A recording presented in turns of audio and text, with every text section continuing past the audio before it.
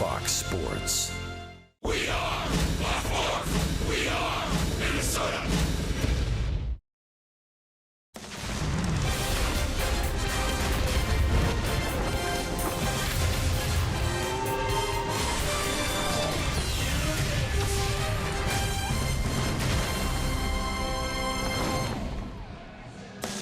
From Target Field, it is raining, and we will get this game started, we believe, but it will not get started on time as the Twins and Tigers close out the regular season. It's been raining most of Sunday morning and now into Sunday afternoon. So, again, we hope to play, but we'll get started even a little bit later than normal start time. And we welcome you to Target Field for the last time. Dick Raymer, Bert Blyleven with you. Not a whole lot at stake, of course, in today's game, but the Twins would like to get it in to get things tuned up for a really important game on Tuesday. Yeah, I think it's important for the offensive guys, and the lineup that Paul Molitor's put out there pretty much, I think, about what's going to face the Yankees on Tuesday night in New York. But I want to see Bartolo Colon pitch because this might be his last professional start in the big leagues. We'll have to wait and see, but Colon is the starter for the Twins. Well, the Twins have waited 7 years to get back into postseason play, so a delay of an hour or so isn't going to bother them at all. But the Twins, of course, ever since they clinched the other day in Cleveland, have been looking forward to Tuesday, and the team will leave right after the ball game here today whenever we get started. Yeah, I think, you know what, these guys want to get this game in. They want to play. They want to go out, and I'm sure the Tigers, they don't want to finish a terrible season they've had this way. They also want to get their at-bats. Yesterday, if you were watching, you saw part of baseball history with Andrew Romine playing 9 different positions last night. That's nothing compared to today. We're going to make baseball broadcast history today, Marnie. Well, that's why we need to have a game, and this was your idea, Dick. This is how it all started, was having me do 9 different jobs today. But it is inspired by the performance yesterday of Andrew Romine, who played all 9 and became just the 5th player in Major League Baseball history to do that. He started in left field, went to center and right, moved his way into the infield. He pitched to one batter, that was to Miguel Sano. He ended at first base and, fittingly enough, made the final out of the game. Kept the baseball and said that he felt like a kid again, like the kind of neighborhood game where you say, well, I'll play left and you'll play center, and then you kind of switch it up every inning. He said that's how he felt. He had family members here to watch him. That's how big of a deal it was to him to have this accomplishment, which really displays the different talents that he has, the different abilities, and even Paul Molitor acknowledged that it's a pretty impressive feat, no matter how you look at it, if you're in favor of it or not. Andrew Romine did it. It was impressive. And now my job today will include 9 jobs if we have a baseball game for 9 games. But I'll start as the sideline reporter and move upstairs. I'm going to call the top half of the second inning play-by-play, then be the analyst. I'm going to be floor director. I'm going to move into the truck. I'm going to run a camera at some point. I'm directing. I'm producing. Let's hope it stays on the rails, to say the least. Meantime, we have rain at Target Field, but the Twins have announced a 2:50 tentative start time for the Twins and the Tigers. Tom Hanneman and Tim Laudner take over on the other side of the break.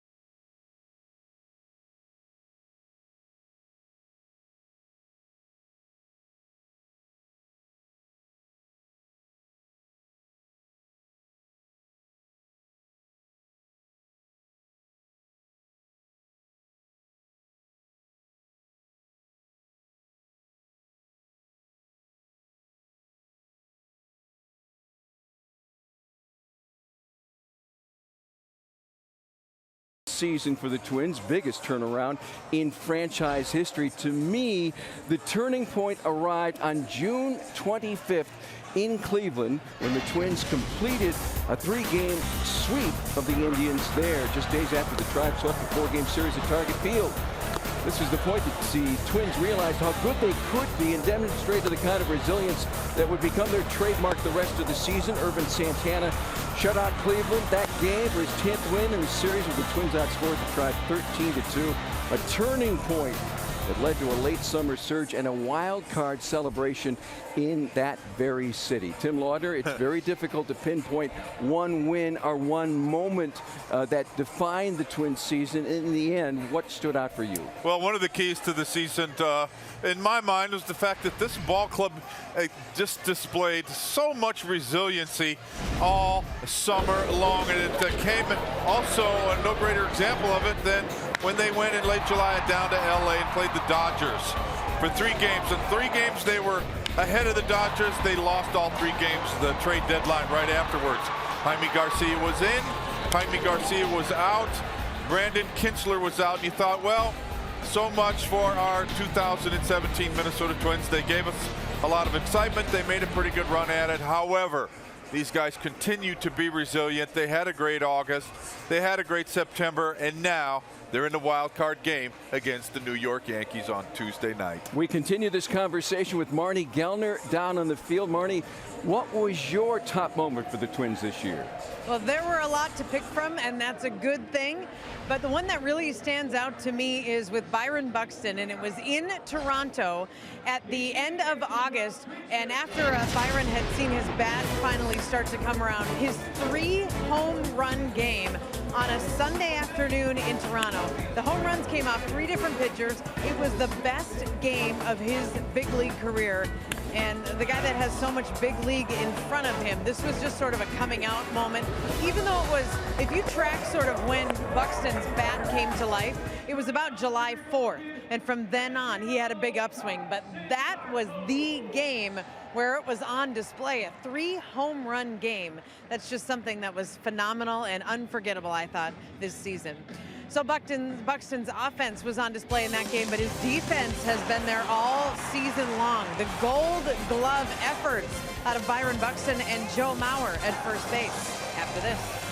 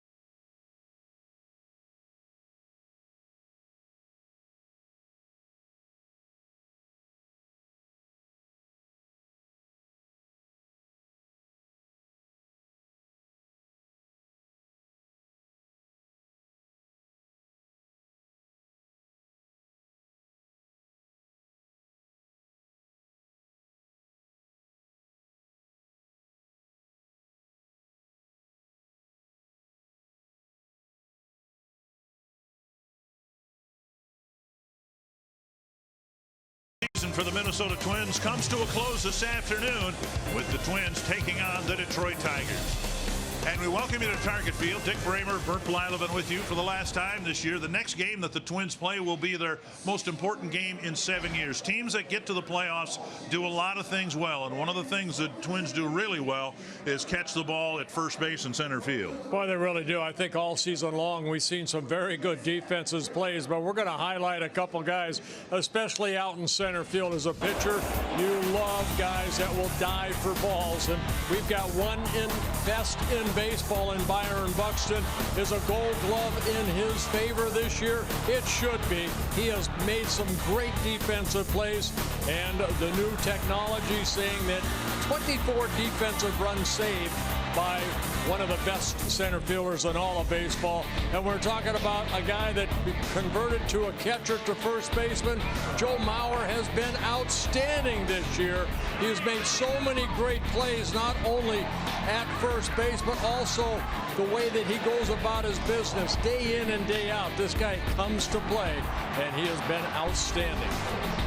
So perhaps Mauer, a former Gold Glove winner behind the plate, will win one at first base. He's in the lineup today with the Twins, hoping to wrap up the regular season with a win over Detroit.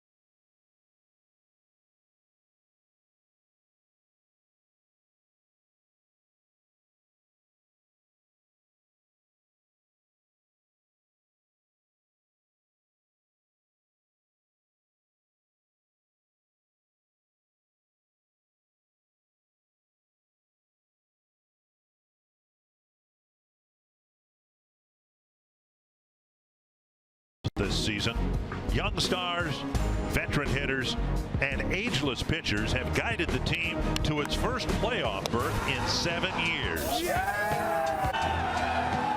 Many counted them out at the trade deadline, but Minnesota showed its resiliency and displayed one of the best offenses over the last 2 months. Today in Game 162, the Twins say thank you to their fans for supporting them all season and hope to repay Twins territory with postseason games here at Target Field next week.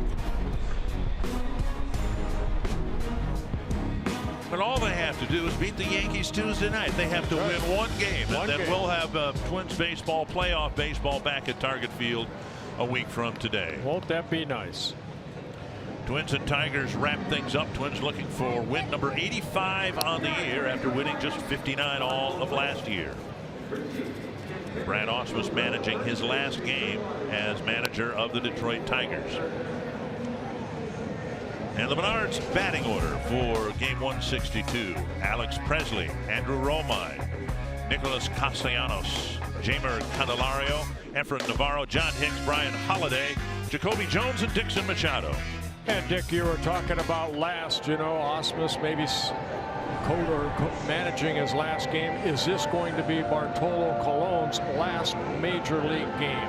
He's making his 28th start overall. For the Twins, this will be his 15th start. His first against the Tigers. It's been a struggle for Colon over his last 4 starts. Remember his last start in Cleveland, he left after 1 inning due to illness. But he's had a great career, and we'll try to outline some of that career here this afternoon for Bartolo Colon. Alex Presley leading off. And strike 1 on the outside corner. Presley, Romine, and Castellanos here in the Detroit first.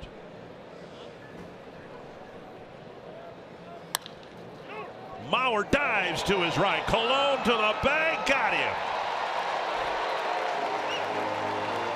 And Mauer, who's done that all year long, opens Game 162 with a great defensive play. And Bartolo Colon at 44 years old, he got over there quickly, and then whispering something to Omar Vizquel, his former teammate.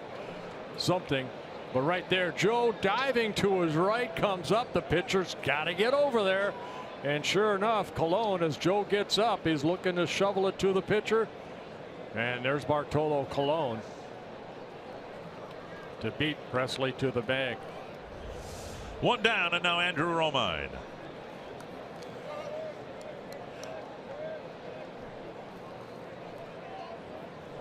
Colon, as you said, just 1 inning in his last start. His last 4 starts have been some of his poorest. An inning and 2/3, 6 innings, but he gave up 4 runs, 3 1/3, giving up 6 runs. The 1 inning start in Cleveland, giving up 3 hits and 2 runs before leaving the game because of illness. 1-1. And those 4 starts, a total of 12 innings, 18 earned runs allowed. So yeah, he wants to pitch a lot better here this afternoon. And you say it might be his last start, and certainly it could. He might find himself starting a playoff game. We don't know what the rotation is going to look like behind Santana, who will pitch Tuesday. If Berríos pitches in relief, then he would not be available to start right away Thursday in Cleveland. And then you've got Gibson, maybe Mejia, but we don't know that for sure. And if Berríos is not needed, you have Berríos also. Right. So that's why I said this could be.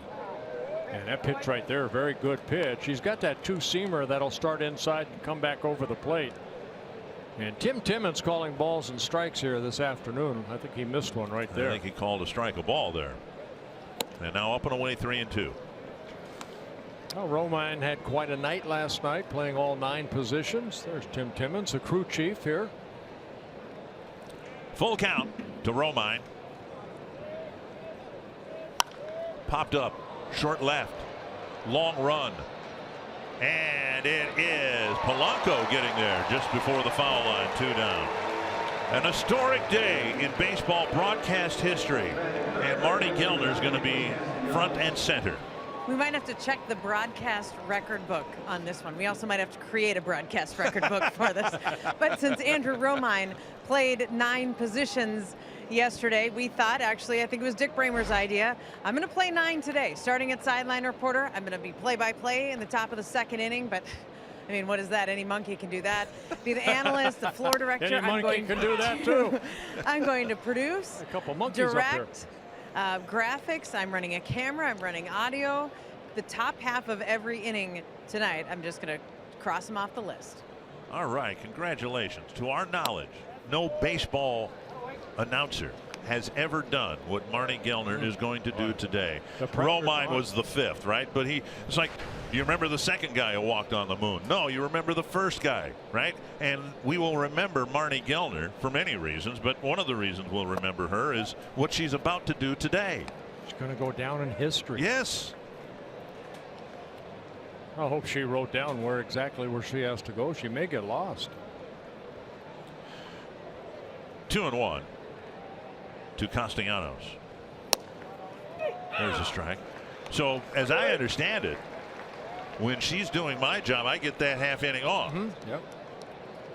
And similarly, when she. I always have a half inning off. 2-2.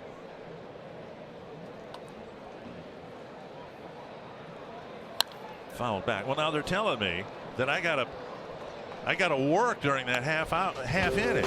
Where do you have to? I gotta do something. Oh, you have to go down on the field. Twins defense brought to you by Northland Ford. Rosario, Buxton, Grossman in the outfield. Kepler sitting today. Escobar, Polanco, Dozier, Mauer, the infielders. Castro behind the plate. First start for Robbie Grossman since he broke his thumb colliding with Buxton about a month and a half ago. And poked foul. Well, Bartolo Colon seeing the Tigers for the first time this season. It's his 27th career start against the Tigers. And to be honest with you, there's only one Tiger in the lineup that has faced Bartolo Colon, and that was Alex Presley.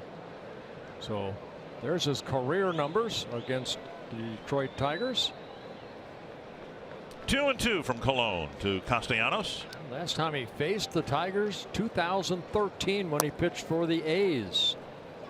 Missing low. The Oakland A's.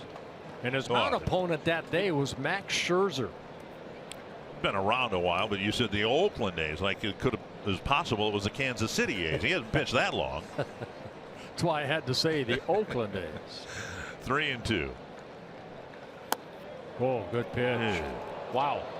I think there have been maybe three pitches that looked like they were strikes. We'll call them Colon strikes because he needs to get those pitches called, because 87 miles per hour, he can't afford to miss over the plate. Let's take a look right there. That was a good pitch. That's another good pitch that he made. Bartolo Colon took a step toward the dugout, but Tim Timmons got to punch a hole in that mask. Here's Jeimer Candelario.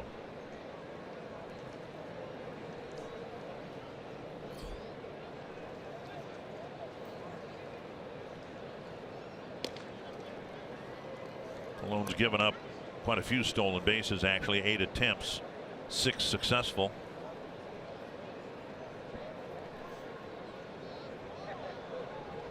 He's pretty quick home, really. That's not a lot of attempts against him. You know, overall, he's making his 28th start. There's a strike call. Good to hear his voice. 1 strike to Candelario. Twins will leave after the game today and fly to New York. There's a workout tomorrow. Twins will take 30 players with them. They'll only be able to activate 25 of them. So there'll be some extra players, and when you watch on Tuesday, and we'll all be watching, of course, those extra players can be in uniform and in the dugout. Yeah, and we were told that they do not have to have the 25-man roster completed until Tuesday morning. Right. 1-1. Chop to the right side. Shoulder high hop for Dozier, and Colon pitches a clean first inning.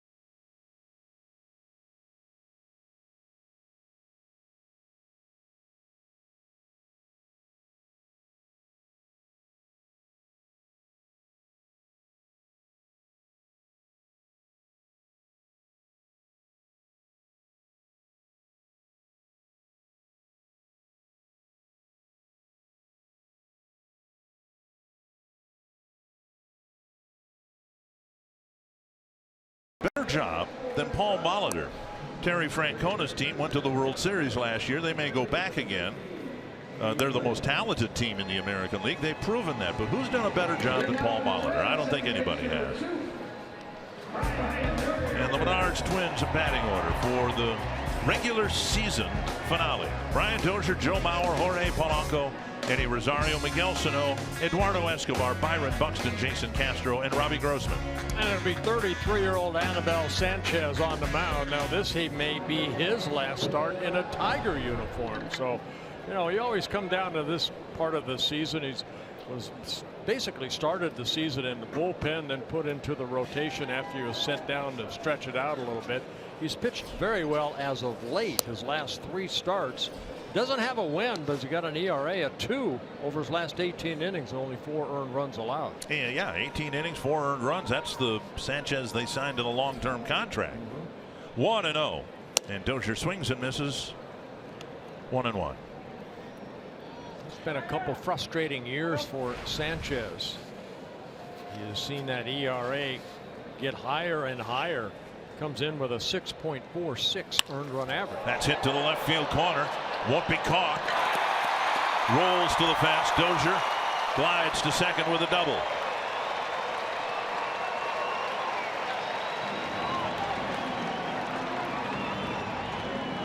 So a leadoff double for Dozier here in the first inning. Sanchez making his 3rd start against the Twins. He's 1-1, but an ERA at over 9. So right here, a pitch left up. Brian pulling that pitch down into that left field corner. His 30th double of the year. Goes along with 4 triples and 34 home runs. Here is Mauer.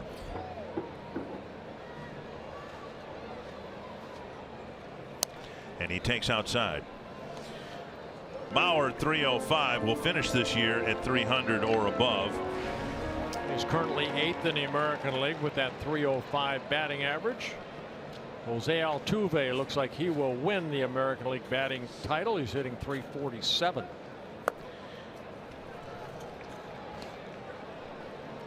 And the count is 2-0.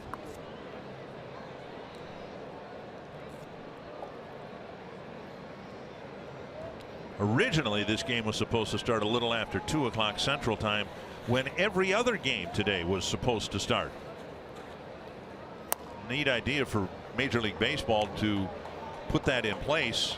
The idea being there might be, not this year, but maybe next year, some critical games that would be played concurrently, which would elevate the interest. Well, it still came down to yesterday to determine in the Western Division or nationally who was going to be the wild card. It ended up being the Colorado Rockies over the Brewers. 3-1 to Mauer. So we got started about 50 minutes late, or 40 minutes late, from 2:10 to 2:50. 3-1. Driven hard to left center field. That's down for a hit. Dozier around third. The ball gets away from Jones. Mauer for 2, and he'll hold up there with a double. We've seen it with both Dozier's drive and Mauer's drive. The outfield is very soft with all the rain, and in each case the ball hit the grass and almost died.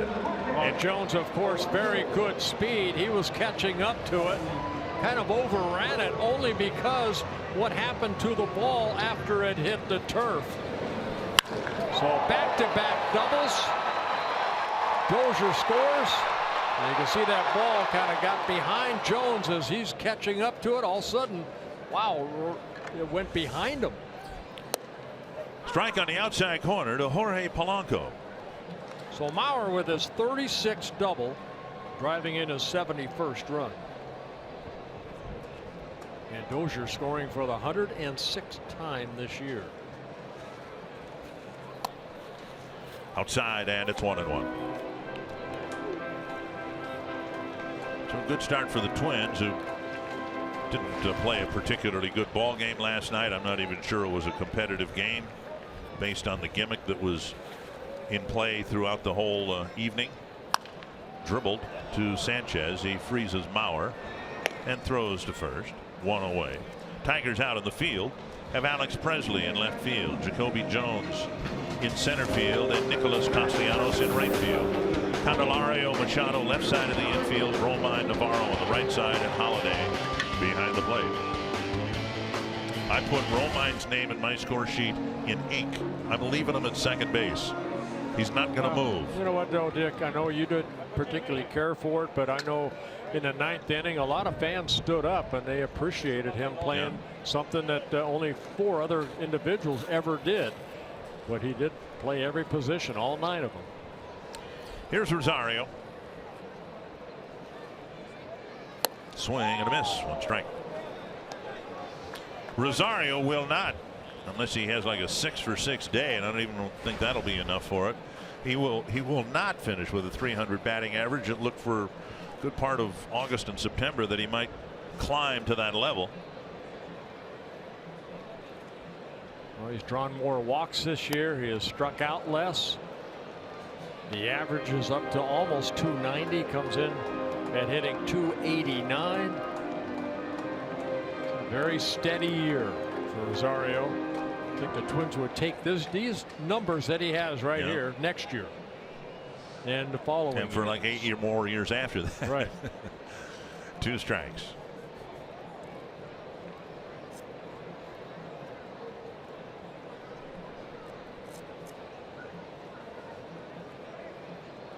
And Rosario tired of waiting. Sanchez, I mentioned, 33 years old, making his 19th career start against the Twins, his 23rd game, 6 wins, 5 losses in his career, 2-2 here at Target Field.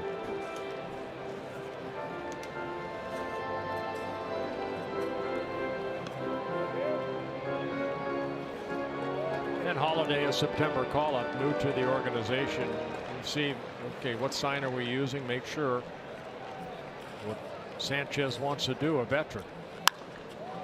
Fouled over the tarp, which is in place and covered. We hope to bring you uninterrupted baseball here for the balance of the afternoon. Yeah, stay there.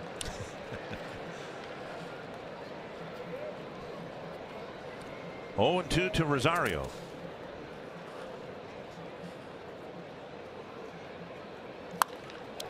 Base hit right field. Mauer to third. He'll hold up there. And Rosario poking a hit. 3 hits in 4 at bats here in the first inning. I just reached out and hit that ball into right field. Typical Rosario swing. What he does, his lower part will commit, but he keeps those hands back. So nice right there, just reaching out and poking it into right field. Mauer kind of had to hold up. He probably wouldn't have scored anyway, but he had to hold up, make sure that ball got through the infield. RBI spot now for Miguel Sano. Got a hit, put the ball in play twice, struck out twice last night. Breaking ball. There's the outside corner. He was there someplace. Sano against Sanchez, 5 hits in 16 at bats with a home run. I would think there's very little question that Miguel Sano will be activated for Tuesday's game. Dribbled near the mound, and Sanchez will have time to get Sano. Mauer can't score. 2 down. Rosario to second. That'll bring up Escobar. Yeah, I think there's something going on with Sano. Now you think about it, he missed what, 30 days, a little bit longer than that. He's getting some at bats here, trying to do too much right there. He's trying to impress. He knows what's on the line. Just swung at a pitch that was almost shin high. One thing we've seen through August and through September now, we're into October today. Clutch 2-out hitting. And Escobar's delivered a lot of those clutch 2-out hits. And he takes strike 1.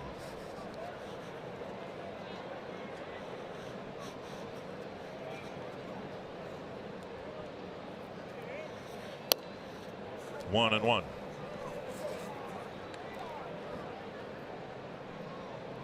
Twins with a couple of doubles and a single. A hit to the outfield should drive in a couple.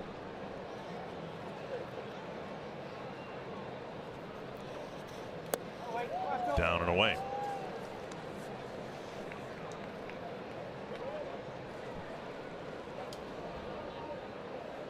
Good numbers right there with runners in scoring position for Escobar. Sanchez needs to drop one about shin high, and ball's probably going to get hit hard somewhere. Foul back. 2-2.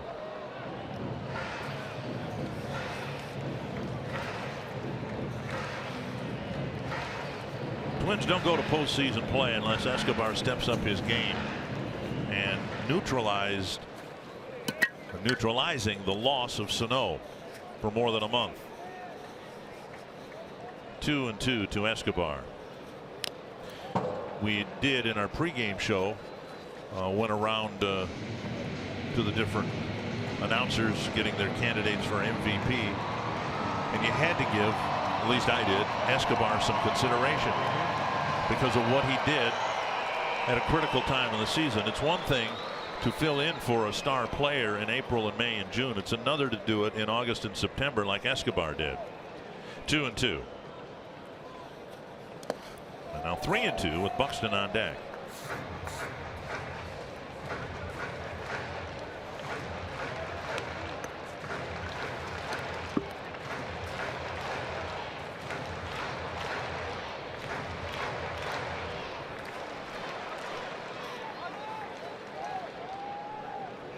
Full count with first base open and 2 down. Sharply hit, backhanded nicely by Romine, and he makes the play. Couple of doubles, a single, but a run for the Twins in the bottom of the first. Marty Gelder has the play-by-play when we come back.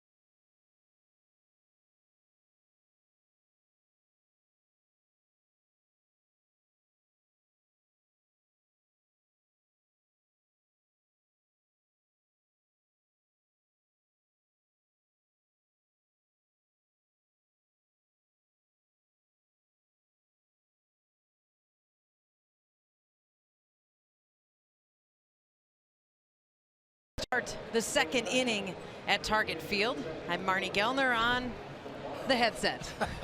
Welcome, Marnie. For only half an inning. What are you talking about? Well, if I'm going to play all 9, this is one of the 9. And so this is my half inning of play-by-play. And I must admit, to be perfectly honest, this is the one of the 9 that I'm nervous about. Why? You'll do a great job. Well, Efrain Navarro steps in for the Tigers. And ball 1 from Colon. Colon, 19 pitches, 11 strikes in that first inning, just the walk to Castellanos. And Colon, over his career, Marty, he's a strike thrower. He changes speeds very well. There's a strike, even to count. Did you feel like you just needed to fill all the time while I'm here? Not at all. Go ahead. Okay. It's all yours. I welcome it. That's what an analyst does. He tries to help out the play-by-play individual. Just carry me. Fouled off, 1 ball, 2 strikes. I'll be perfectly honest, Bert. The reason I was most nervous about this position of the 9 is because I've done play-by-play before. I should be able to do play-by-play. Now, I've never done big league play-by-play, and Major League Baseball has so many more pauses than, say, the WNBA, which I do a decent amount of play-by-play for. Right. And I've listened to you. You do a great job there. Well, thank you. 2 balls, 2 strikes. And the reason being, the others, I shouldn't know how to direct or produce. I mean, I get the basic of what those people do, but if I'm in there and not doing a great job, well, that is to be expected. But sitting in this seat, I feel like there's a little more high standard there. Well, Up and outside, full count. You see the now players to on the field right Navarro. now? Shouldn't See the the analyst player- also not be talking over the play-by-play? No, he always talks over the play-by-play. You I see gotta the learn players these out rules. there, Okay. they're a team. We're a team right now. Hey, Okay. next to that. 3 balls, 2 strikes. Cologne to Navarro. And another foul. So this would be a long at bat and also part of a long half inning, right? Is that the way this is setting up? I'm afraid to talk right now. I'll put my hand up when I'm done, Okay. and then you start. Okay. We're no visitors are welcome in the television booth during an inning. Is that correct, Bert? That's also No, one they of the are not. rules. Okay. Another payoff pitch from Cologne to Navarro. Lifted into left center field.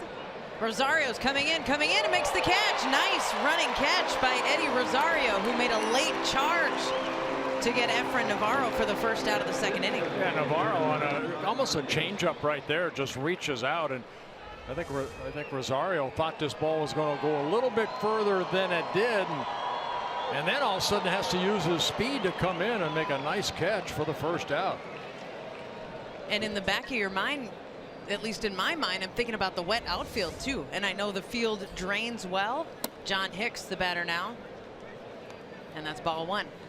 But, Bert, we sat here and watched the rain for a couple of hours, and you have to just count your blessings that everyone's going to come out of this game healthy, as you would any night, but especially on a night or an afternoon when it has rained and you're on your way to the playoffs.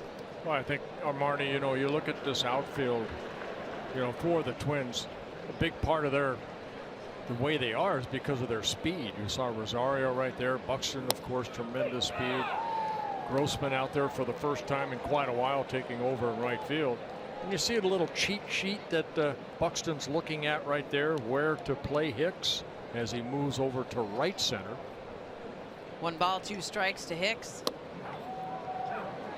And that's a strike. Strike 3. Tim Timmons with the punch out of John Hicks, out number 2. And now somewhere in this ballpark, let's find Dick Bramer. Thanks, Marty. We've got the car soup scoop to the club from the clubhouse. I got Marco over here, my new friend, Ellie on my right, and we're going to tell you a little bit about what Paul Molitor had to say today. He was talking about the regulars under the assumption that they would all be playing limited at bats, maybe a couple of at bats, with the exception, of course, of Miguel Sano. And then moving on, the Twins will have multiple MVPs in Paul Molitor's mind by season's end. He said 3 or 4, and he wouldn't even name the 3 or the 4. And the 25-man roster will be handed in Tuesday morning. 30 players will go, and we're all anticipating a Twins win, we hope, on Tuesday night. Popped up to Joe Mauer. Hey, stop. Hey, that's not Marco, true. Marco, can you say go Twins? And there's the 3rd out of the top of the 2nd inning. 1-0 Twins. You're watching Twins baseball presented by State Farm. That wasn't his job. That was yours, He's Marty. stepping all over me.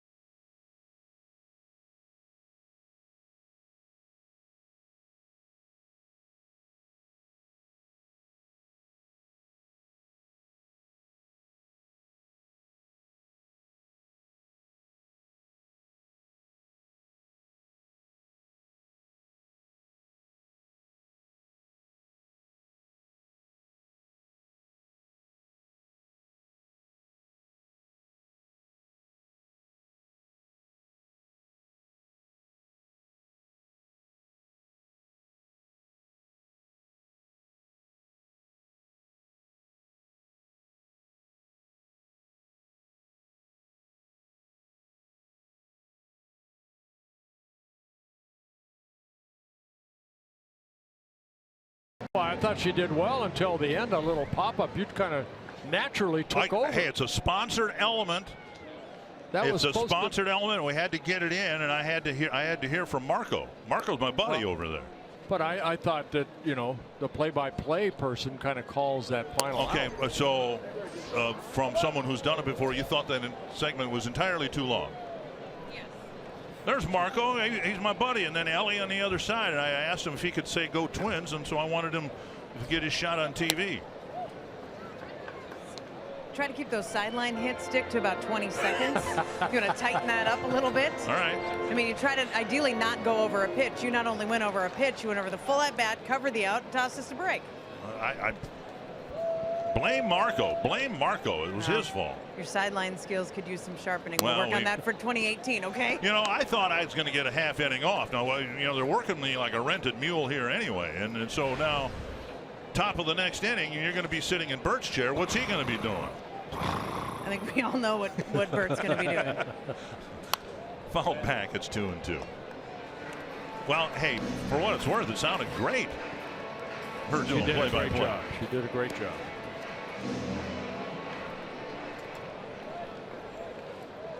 Sanchez 24 pitches in the first inning. Twins able to get 3 hits, only 1 run off of them.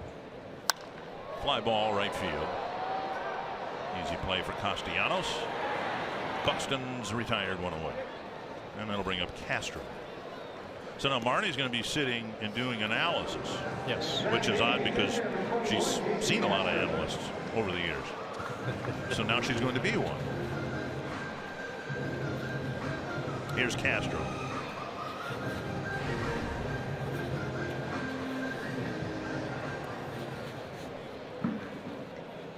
Twins with 2 doubles and a single in the first inning, got the game's first run.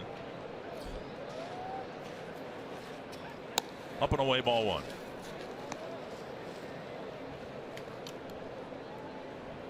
Castro figures to do the bulk of the catching if there's anything beyond Tuesday's game.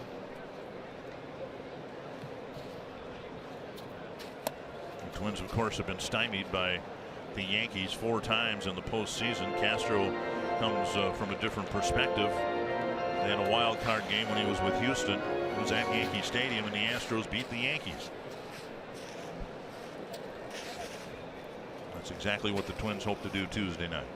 Swinging a foul back, 1-2.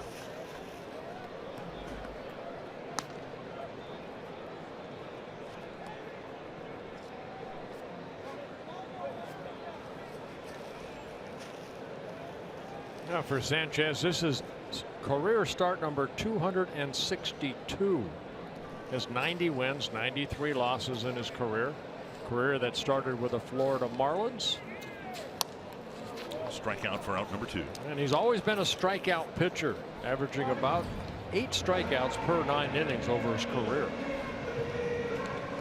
You can join your fellow Twins fans at Target Field Tuesday for the wild card viewing party.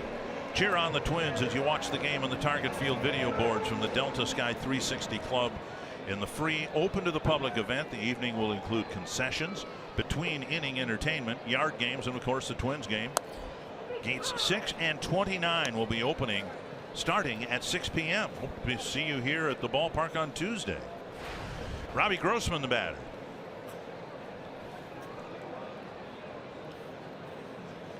Might not seem like much, but it's an important start for Grossman in right field, because all this talk about Sano's availability, and it almost certainly will come in a starting assignment as the designated hitter. And Grossman has been the primary designated hitter, and he's had a productive year. He's a different hitter, to be sure, than Sano. He's an on-base guy. But what we've seen is Kepler really struggle against left-handed pitching, and Grossman might find himself in right field against a left-handed pitcher come playoff time. Again, it's one game, of course, on Tuesday, but anything that might be beyond that. There's a called 3rd strike. And Sanchez has retired 5 in a row. Tune into the 3rd. We'll find out how Marty Gelder does as a baseball analyst.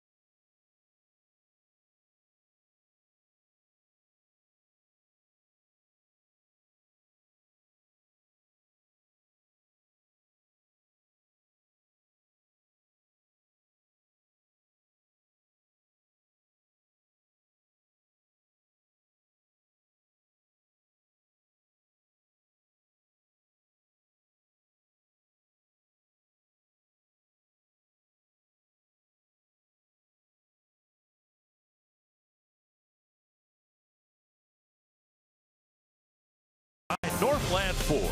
Visit buyfordnow.com and your local Northland Ford dealer today. By Grand Casino, the best stories start here. And by Menards. Save big money at Menards on all your home improvement needs. 1-0 Twins, top of the third inning. Dick Kramer and Marnie Kellner. There's a ground ball up the middle. A base hit on the first pitch to Jacoby Jones. What happened there, Marnie? Well, you know what? Polanco was just playing a little to the third base side. A pretty true shortstop in that instance. And Jones just scooted one through. And I wish I could concentrate more on the game, but there's a size 11 Oh, pair no, it's right much in smaller my than face that. here. It just looks bigger on TV. It's much smaller I than thought that. for sure he'd be in the beer line. Okay. There's a lady in the booth, so let's keep it clean. One leadoff man is on, and Jones is at first, and here's Dixon Machado. And I will tell you, Dick, when I sat in your chair and did play-by-play, so John Hicks struck out swinging, Right. and I wanted so badly in my very short time there to have a call. I thought for sure there's going to be something momentous. There's going to be a catch at the wall or a home run. I'm going to have a call. Right. And so then there was a strikeout swinging or looking, and I thought this is it. But Tim Timmons, the strikeout call is sort of a punch forward. Ball gets away from Mauer there, but the runner Jones is going nowhere. So Tim Timmons was kind of delayed on the strike three, and I did not feel confident enough to just call it ahead of Timmons. And the punch out goes ahead of him, so I can't really see it, and I felt like it was a really delayed, sort of very missed opportunity as play-by-play. Well, what would you have said? How emphatically would you have said it? I mean, like as the call, Yeah. like to create the call. I probably would have just grunted like, hey, hey. Okay. I mean, That's never been done before. I love the he go, but it's taken. Yeah, There's right. a strike three. I mean, who's going to remember that? So I probably would have just, hey, hey. Now, when we first talked about this, I thought you were going to be doing the whole inning. So then I was imagining what your home run call would have been. What would that have been? Well, I mean, I have no idea. I did not put any thought into it, because then it would sound like I put thought into it. I would flip my notebook pages to the place where I wrote down my home run call. Right. Where I rhymed something and wrote it poetically, and no, it was just, it would have to be off the cuff. Spontaneous. Good for you. Yeah. Because I've never had a home run call. I just decided. What do you mean you've never had a home? I've never had a home run like a signature. Like a cliche. Right. Your little the one that belongs to you, the touch 'em all type. Right. Yeah. I've never had that. I just figured early on that every home run I was going to see was going to be different. So why make them all sound the same? So that's your approach. That's my approach. Okay. One strike to Dixon Machado. Tried to bunt his way aboard. And Colon misses. It's 1-1.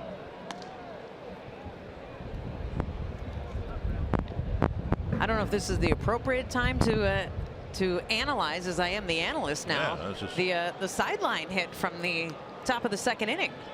The length, the location. I mean, I'm down in the trenches. I'm in the camera well. I've got a slicker and an umbrella, and I'm fighting the wind and the rain. Right. And I come up here, take your spot. You go sit in a cushy seat. Got kids on each side of you, getting your popcorn, and no, they didn't do that. A 2.5 minute hit. Talking over pitches, talking over outs, just hijacking the broadcast. Well, I'd like to apologize and just consider it a rookie mistake. It's tough to give that seat up, isn't it? Yeah. 1 and 2. I noticed you running back in here. Well, those of us in the business are always, we've got our insecurities, and okay. So we just wanted to make sure you didn't get too comfortable up here. 1 and 2.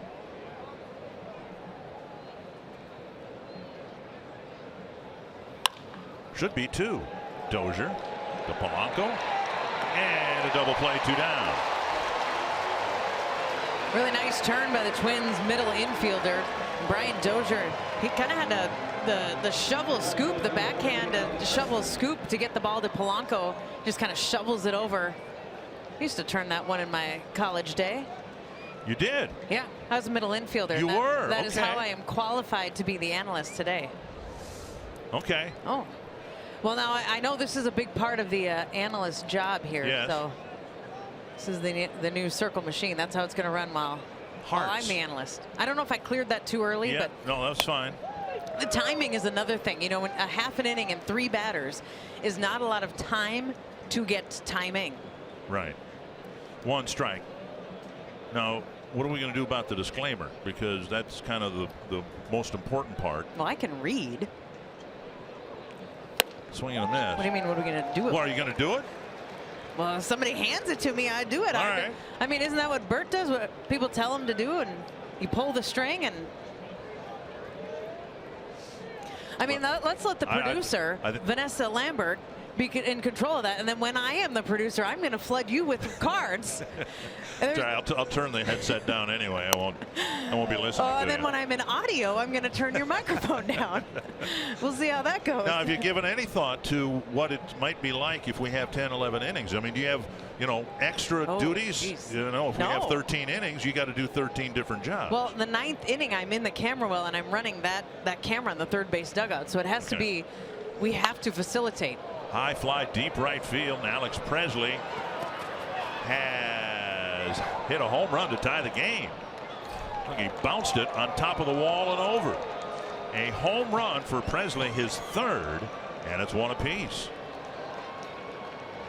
And Colon has thrown 41 pitches so far, and that's a lot of pitches in what is anticipated to be a perhaps historic start for him tonight. But yeah, Presley got a pretty good swing there. And that was starting to drift too. I was watching that foul pole just to see where it would land, and it cleared the wall, but barely. Fair by about a foot. Yep. And it hit the top of the wall and cleared the wall. 1-0 now to Andrew Romine.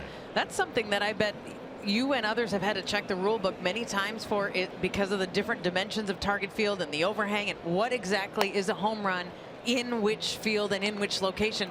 And it has come into play several times this season. What's really come into play is the scoreboard, the top of the scoreboard in right field. Yeah. There have been, I believe, 3 balls that have hit the little shelf area, if you will, on top of the scoreboard. How'd Dozier do on that ground ball?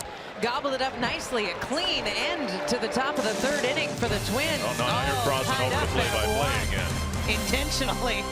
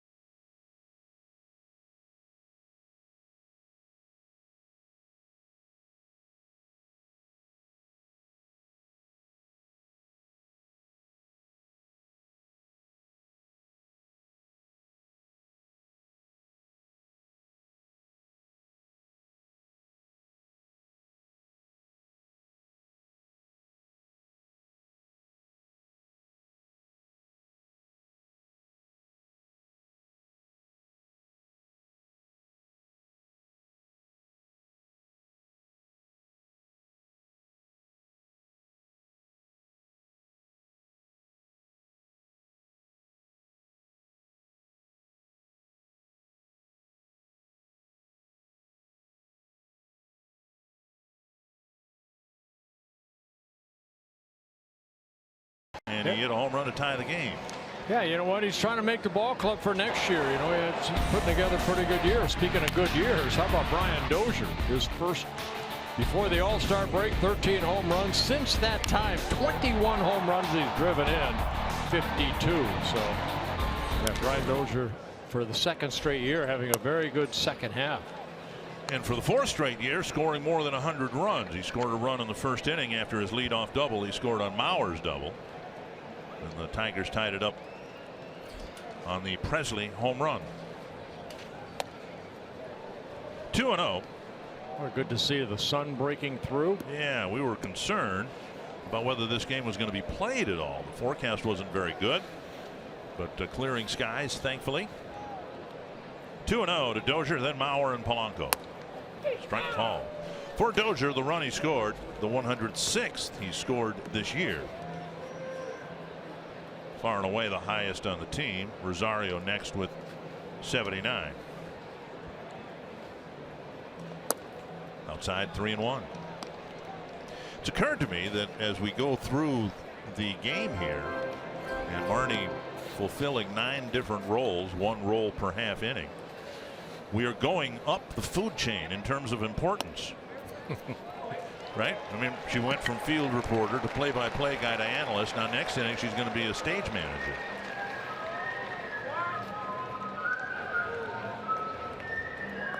So Jim Pellinger has been doing this almost as long as I've been doing what I've been doing in the middle there, and never really been sure exactly what Jim does, but we're about to find out when Marnie does it. So leadoff walk here in the 3rd for Dozier. Sanchez walks his first batter.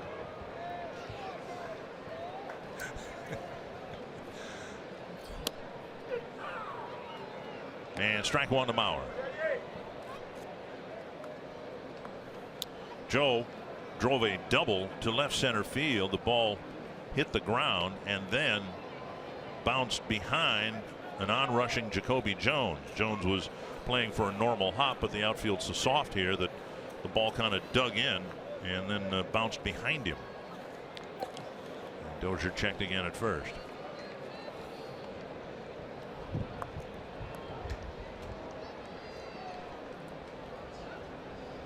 Efren Navarro exchanging pleasantries with Brian Dozier. Down and away, and it's 1-1.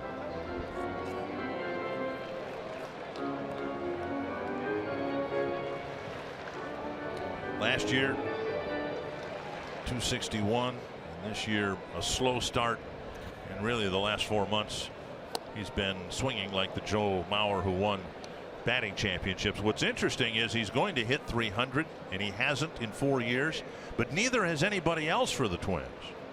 So he was the most recent 300 hitter for the Twins, and he'll be the next 300 hitter for the Twins.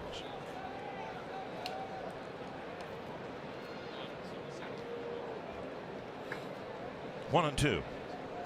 Saw the difference in the home runs. 11 last year, only 7 this year, but you also saw the difference in the most important department, and that's driving in runs. And he waves at a changeup. Strikes out for the first out of the 3rd inning. Sanchez picks up his 3rd strikeout. Before Polanco's at bat, today's cold hard facts brought to you by Clean, Crisp, Coors Light. And the Twins last year losing 103 ball games, the first team to ever lose 100 or more ball games one year and make the playoffs the next. And the Diamondbacks similarly lost 97 games, got into the 2011 playoffs. And how about the Diamondbacks, who've done in the National League pretty much what the Twins have done? Diamondbacks are the first wild card team in the National League, and they had a miserable 2016. One strike to Polanco. I think it's our bench coach that really helped. No, new manager there, new faces in that organization. Down and away, 1-1. And it's good for baseball, I suppose, to have new teams in the playoffs, and that's the case this year with the 10 teams going in. You've got Boston, New York, Cleveland, of course, there last year. The Twins are in for the first time in a while. Houston was not in last year. Missing inside, 2-1.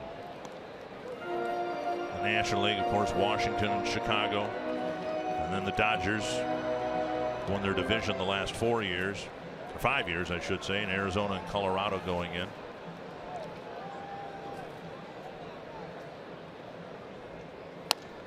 Three and one. Be watching a lot of TV in October. Yes. And I hope the Twins are a part of a lot of that watching. Paul Molitor brought the team out, addressed the fans here today right before first pitch, and said, let's have fun today and we'll see you next Sunday. which sounded like a little bit like Joe Namath guaranteeing a win on Tuesday. But I think this is a confident bunch, don't you? Going into Tuesday's game, I think this team realizes they're playing really good baseball. And folks, I think we have to realize it's one game. Yeah. You know, I mean, Ervin Santana's on. You know, you just don't know. It's going to come down to how Santana pitches. Keeps the club in the game. 3-2. Dozier goes, got a good jump, and the pitch lifted foul down the left field line. You know, basically, it's one game, but it's like a game 7. That's tied at 3-3. Somebody's going to advance and somebody's going to go home.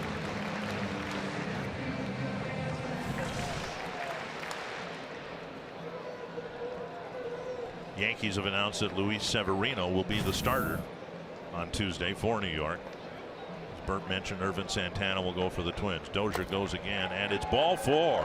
Close pitch, and Sanchez looks away because he thought, as Colon did earlier, that pitch was right where he wanted to throw it. A couple of walks here in the 3rd. The Twins have already secured their postseason spot. Now your group can too. Groups of 16 to 50 can enjoy a unique experience this postseason in a Target Field suite. To guarantee your suite, call the VIP hotline 612-370-4575. Discussing with some folks this morning about what the fan reaction, what the corporate reaction, what it all will be like. There's a ball lifted to left. It's got some carry to it, but Presley on the warning track makes the catch. Out number 2. What the reaction will be in this region if the Twins beat the Yankees. And I think it's going to be, frankly, overwhelming. I think the region will react much the way they did when you guys beat the Tigers in the ALCS. Well, you know, Dick, there's so much history between the Twins and the Yankees in postseason. It's all been negative for the Twins. But you know what? This is a whole new group of guys. You can't, and they don't want to hear how the Twins did not fare well against the Yankees in postseason. That's over with. Now it's a new beginning. Another RBI spot for Sano. He checks his swing. No swing, ball 1. Sano has hit the ball to the pull side 3 times since being reactivated. See if Sanchez pitches him away, whether he keeps the front shoulder in and drives one. Big swing and a miss, 1-1. He also hit a couple of dribblers back to the pitcher last night when Bell was on the mound, and then in his first at bat he hit one back to Sanchez.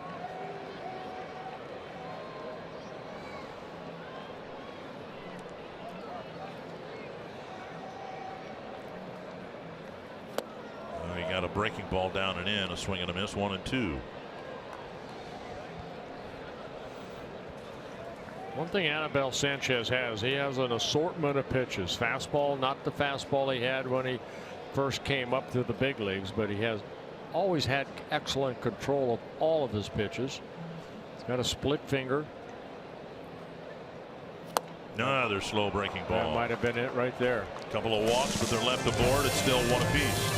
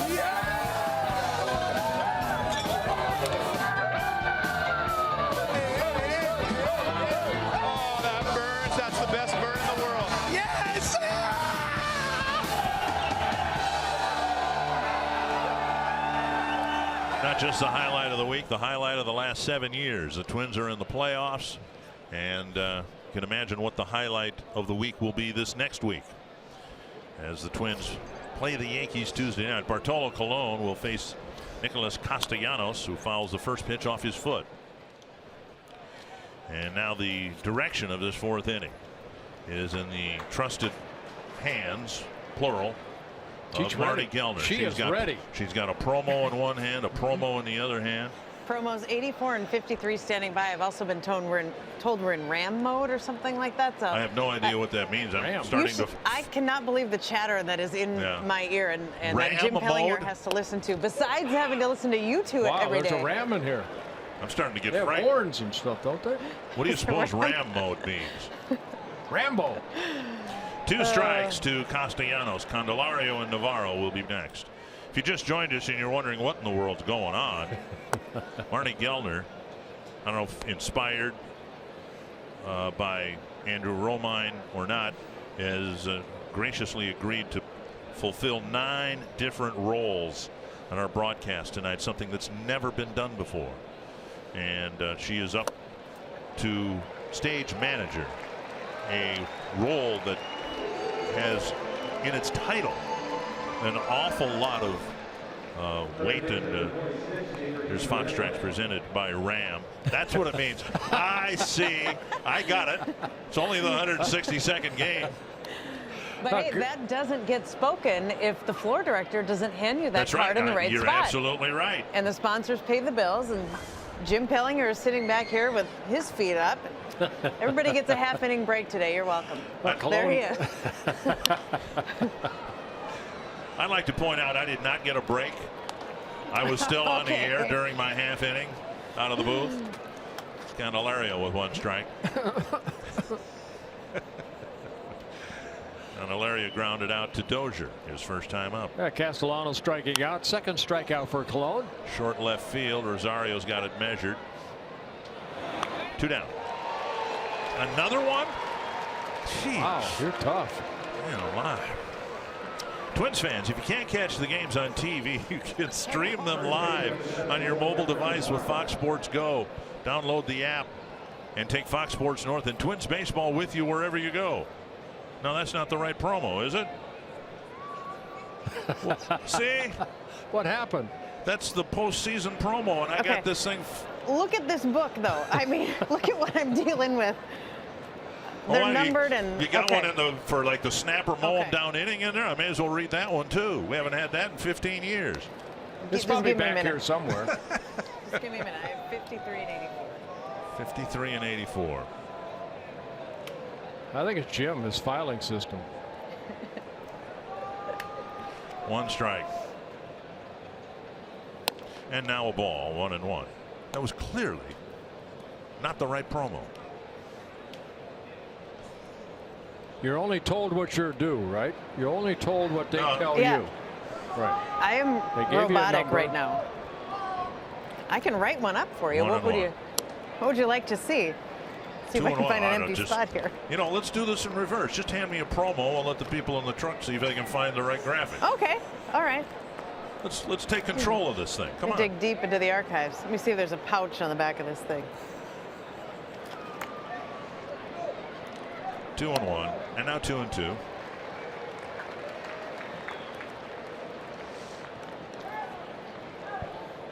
Navarro. See, and I wasn't keeping score when I was being the field reporter doing the car scoop from the clubhouse, and I just put X in my score sheet. What did he do? They flew out to Rosario in left field. Where Rosario came in, made a nice running catch. Okay. Colon has pitched well here tonight, or today, just the 1 run allowed on the home run. And when I do a sideline hit, I just want to point out the physical levels that I'm down there. I take the stairs up here, recover, and I'm scoring. A call, 3rd strike. I just want you to know Jim has never talked like you have before. And other than the screwed up promo, it was a pretty good inning.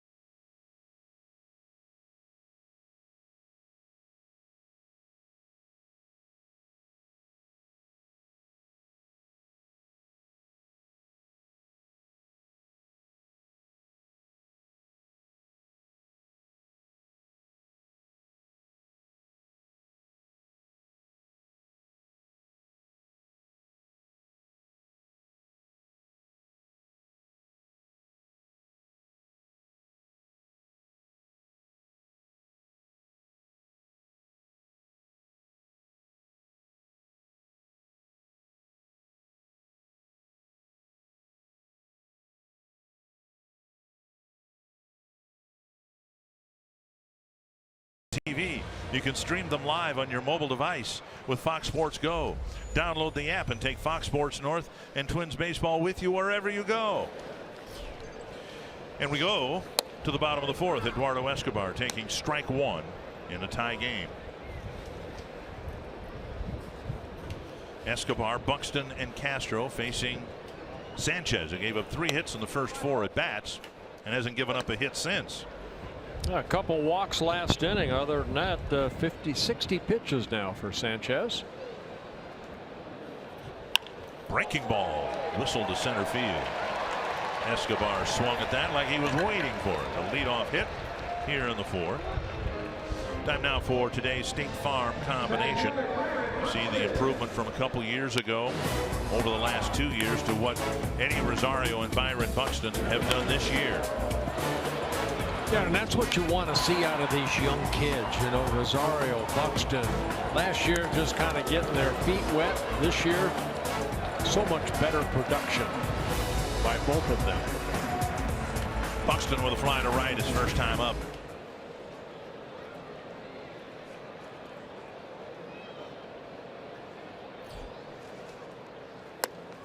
Fastball gets a swing and a miss. I guess it was an off-speed pitch at 83. 1 strike. And I think what this man Buxton has done in season up here, completely retooling his hitting mechanics, is really remarkable. Well, he puts that bat on his shoulder now. Right there, just kind of relax. And then once the pitcher starts delivering the ball home, then he'll bring that bat up. Doesn't have that leg kick anymore where he lifts that left leg up. But it's the type of transformation one typically undergoes in the minor leagues. Let's send him down for 3 weeks and let him retool some things and then bring him back up. But to do it up here against major league pitching, that's very uncommon. And James Rowson deserves a lot of credit. Buxton didn't play yesterday. Spent a lot of time in the hitting cage with Rowson yesterday, tightening some things up. Swing and a miss, and it's 1-2. Another good changeup right there by Sanchez.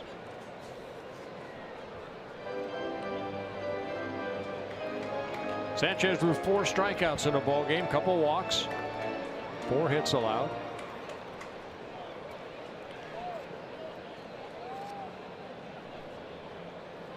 Getting the leadoff man on for the 2nd inning in a row.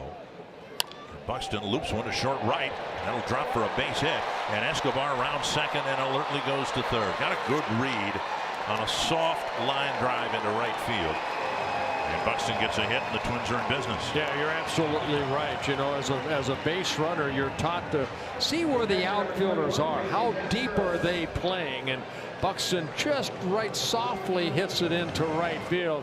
Escobar sees where it's going to go, and he hustles from first to third. First and third, nobody out. Castro, who went down swinging his first time up.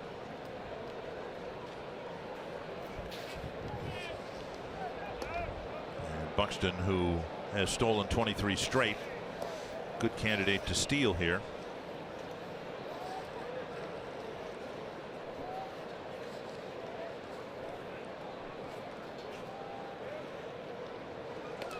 The only time he was caught stealing, he got to the bag at second base in Baltimore and overslid the bag. Yeah, Buxton 28 for 29 in stolen base attempts and 3 straight throwovers. And he will see a lot of that in New York when if he gets on base.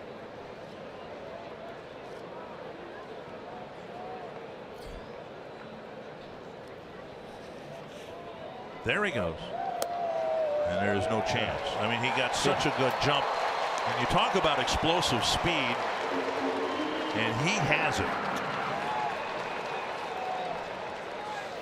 You're blessed with great speed, but it's also how you get there. Watch that. He's at full speed right now. Head first slide. Holiday does a smart thing and throws the ball back to Sanchez. So Buxton stealing his 29th base in 30 attempts. 2-0. And his 20 4th in a row. As his confidence has grown, he's extended the consecutive steal record for the Twins. As his confidence has grown, we've seen him steal earlier in counts, which is of great benefit to the hitter. That squirted to left. A base hit, and it'll score 2 runs right off the end of the bat, but it works. A 2-run single. That's almost a deja vu what Buxton did, just off the end of the bat, hit it to right field. Here Castro off the end of the bat, hits it to left field. So Castro with the 2-run single, driving in now 45 and 46 runs on the season. Fastball left up, had some tail on it. That created right off the end of the bat. And Buxton at his speed scores easily from second base behind Escobar. Strike 1 to Robbie Grossman, caught looking his first time up.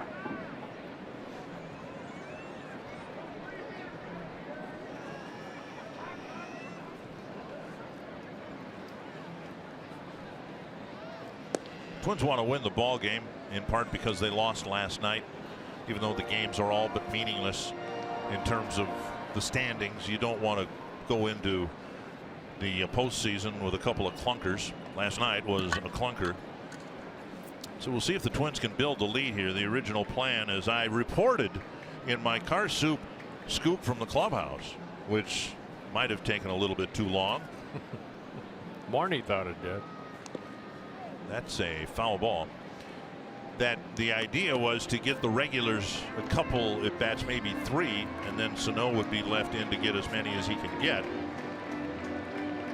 But that it's only 3-1 might mean a 3rd at bat for the Doziers and Mauers of the world. We're just in the 4th inning.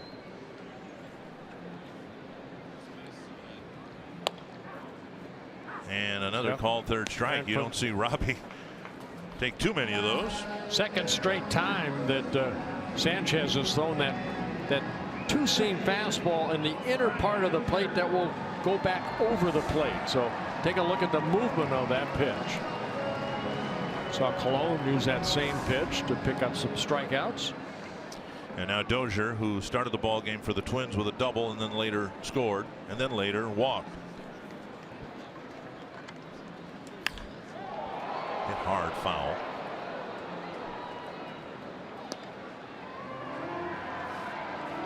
I miss this place already. This is our last broadcast, and we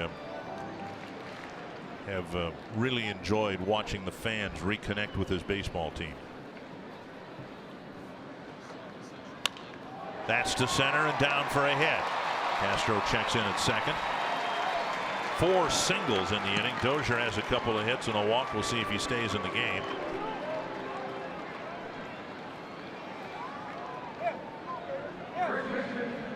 And Joe Mauer will bat.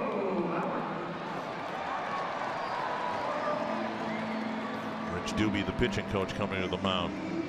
I did today what I do regularly, and now Nico Goodrum is going to come off the bench and run for Dozier. So Goodrum and Dozier comes off the field having had by far his best major league season. And we hope that he gets a chance to take this field again a week from today.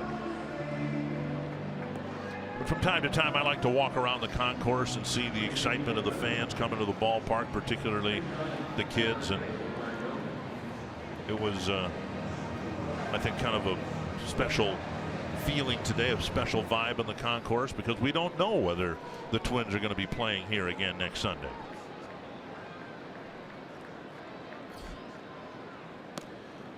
Missing low, ball 1.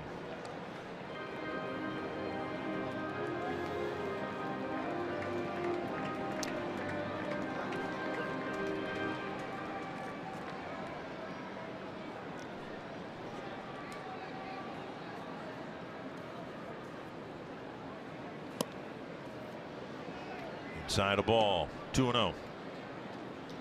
Joe with an RBI double and a strikeout.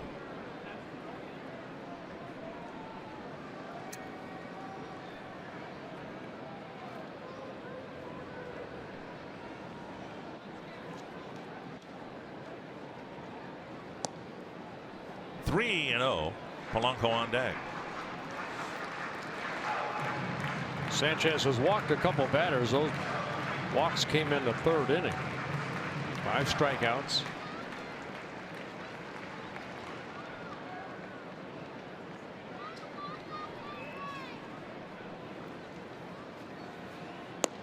Strike on the outside corner.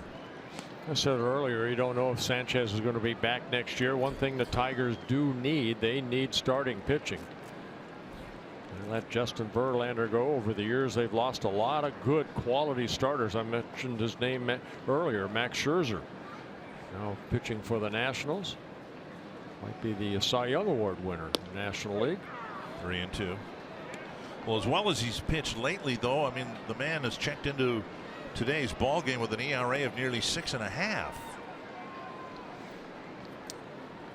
They exiled him to the minor leagues to see if he could figure some things out there, and he's come back and pitched a little bit better. But they needed starters, though, too. He started in the bullpen, and then they sent him down to make 5 starts, and then they put him back into rotation when he came back up in June.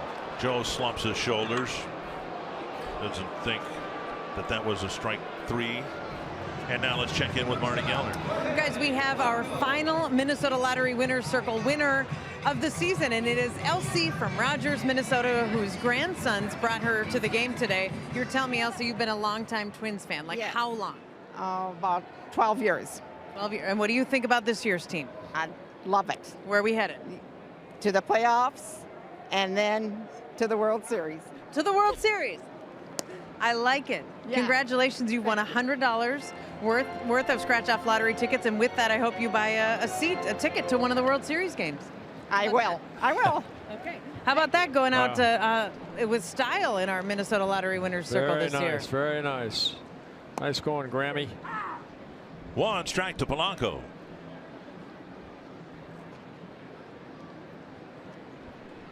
Polanco with a comebacker to the mound and a walk. 7 hits for the Twins, 4 of them this inning. And now 2-1. All right, so that's Marnie's role here this inning. Or no, this is the 4th. So yeah, so next inning. I think she goes in the truck pretty soon. Is that right? Oh boy. I hope we get on the air. Swing and a miss. I just hope that Marnie has heard coarse language before, because now she's going to the truck. We do have the talk back.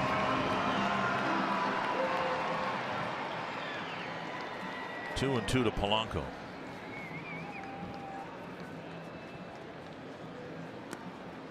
Now 3-2, Rosario on deck. Beginnings of activity in the Tiger bullpen.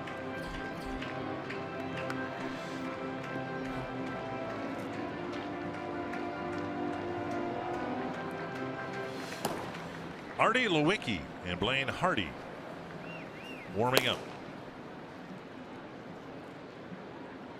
Runners go. Pitch popped up. Candelario staggers under it but makes the catch. Twins get 4 singles and 2 runs in the 4th.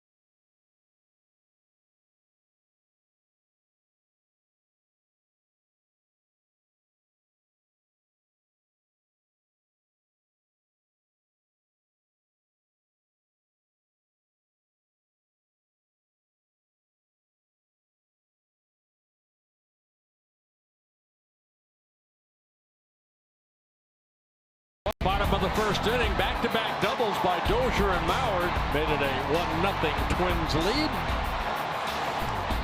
And then Alex Presley, a solo home run in the third inning off of Bartolo Colon, just his third home run of the year.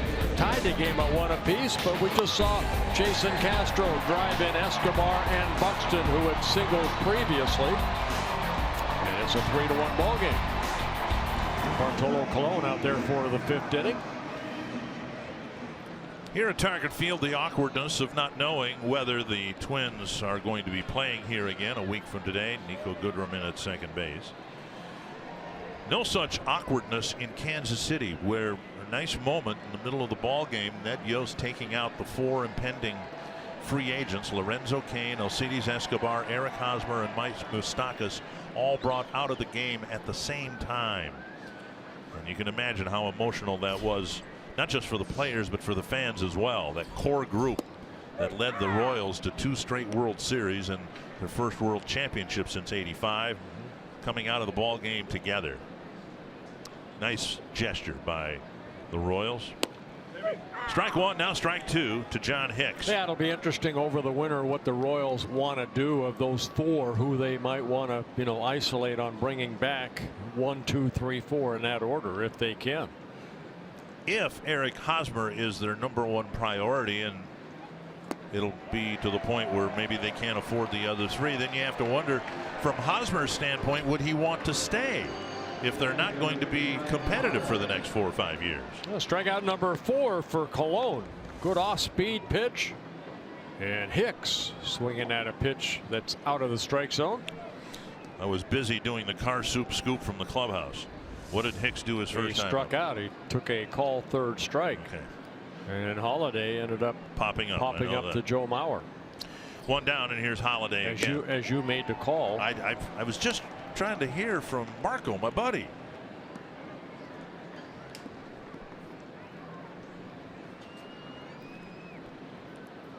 One down here, top of the 5th.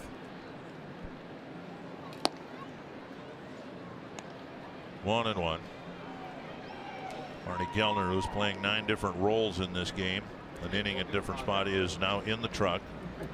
Technically, what is she doing? What are you doing, Marnie? Well, I'm putting up the graphics, like the one that said Brian Holiday 0 for 1 pop out in second. Go ahead. Okay. I take what now? Okay. You're just gonna take. Okay. See now how that came up? We did that here in the truck. I didn't see anything. There it is. Oh, right there it is. Okay. Stand by to take that. A pop out's misspelled. No. That's down the left field line, a hit for a Holiday, and it'll go to the wall. And it'll be a double with 1 out in the 5th. A third hit for the Tigers. Holiday picking up his first on his 2nd double, just a September call up. So getting some at bats here on the final day of the season. Holiday is misspelled. depends on which holiday.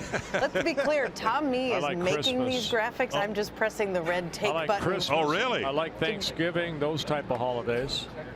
Jacoby Jones, the batter. He singled and was doubled off in the 3rd inning. Strike on the outside corner. Jones is ready. Jones, I believe, jumped on the first pitch, singled in the 3rd inning. Took a strike there. Pitch is up, 1-1.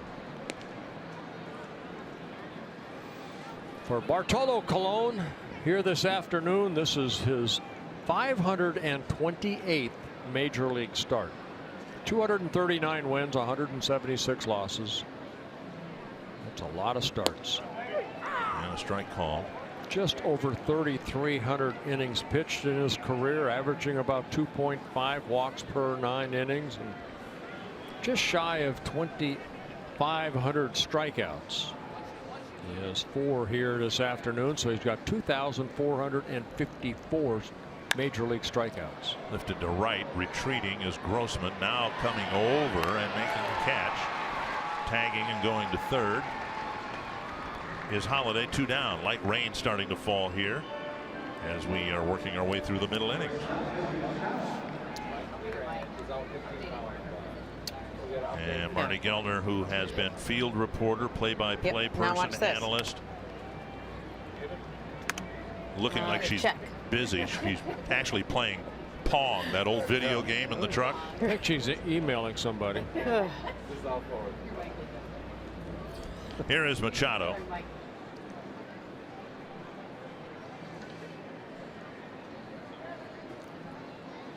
Machado hit into a double play in his first at bat. Ball Don't need a double play here with 2 outs. Just need an out.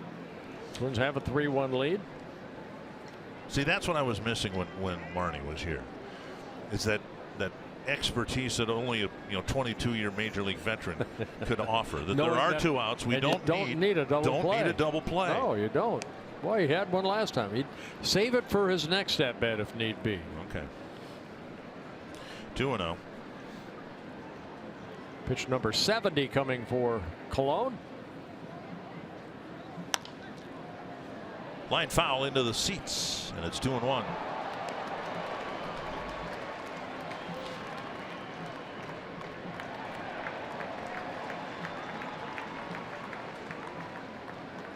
Bartolo Colon, a 4-time All-Star, and an All-Star for 4 different teams: the Indians, the Angels, the Oakland A's, and the New York Mets.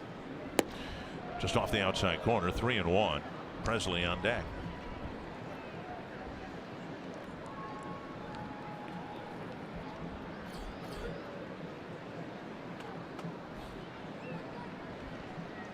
Colon trying to wrap up the 5th inning with a 3-1 lead. Bounce to third. That should do it. Is this the right card? Of course it is. You're watching Twins baseball, presented by State Farm.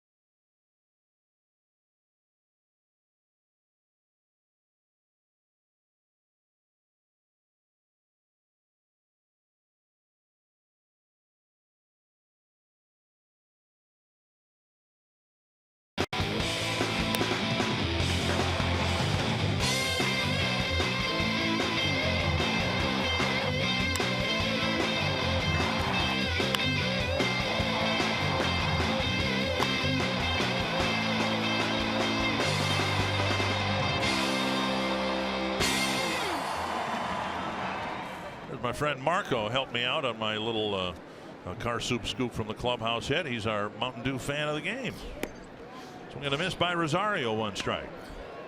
It'll be Rosario, Sano, and Escobar.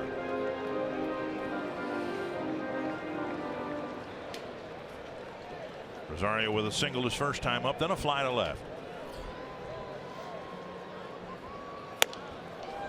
Another swing and a miss. 0-2. Sanchez first came to the big leagues with the Florida Marlins back in 2006, then traded over to the Tigers in 2012, just before the trading deadline. Liner hit right to Roma and 1 away. And we'll bring up Sano. Tickets for the 2017 American League Division Series are on sale now. A limited number of tickets remain, and you don't want to miss out on any of the postseason action. Tickets are available exclusively at twinsbaseball.com/postseason.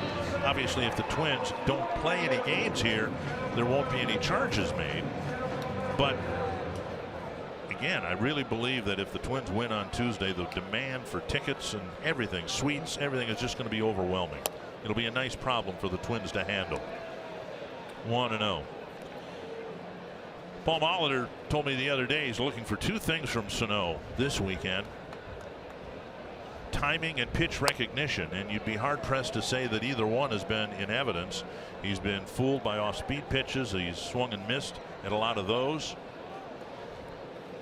He has one hit off the end of the bat. Nice pickup by Machado, and he throws him out, 2 down. So as we get ready for Tuesday, the assumption is that he'll be on the roster. I don't know that it's a safe assumption that he'll be in the starting lineup. It might be that he starts on the bench and will be used as a pinch hitter on Tuesday. You weigh what he can do against what you're giving up by putting him in the lineup. In this case, it would be Robbie Grossman's at bats. Here's Escobar. And you're taking out Max Kepler if Grossman plays the outfield. Fly to center. Jacoby Jones is there. The Fox family is saddened by the passing of Dave Strader. Most recently, he was the play-by-play announcer for Dallas Stars broadcasts and had spent time with the Red Wings, Panthers, and Coyotes. David also called national NHL games on ESPN, ABC, and NBC Sports. Earlier this year, he was named the 2017 recipient of the Foster Hewitt Memorial Award by the Hockey Hall of Fame for his outstanding contributions as a hockey broadcaster. He will be inducted into the Hall this November. Dave passed away this morning after a courageous battle with cancer. He was 62 years old.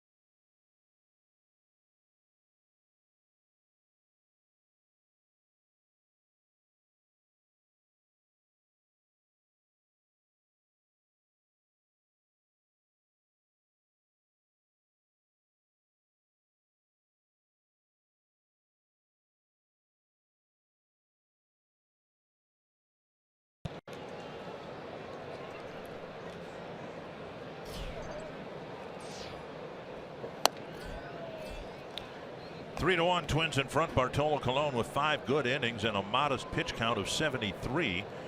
Misses on his first pitch to Alex Presley. He's given up only 3 hits.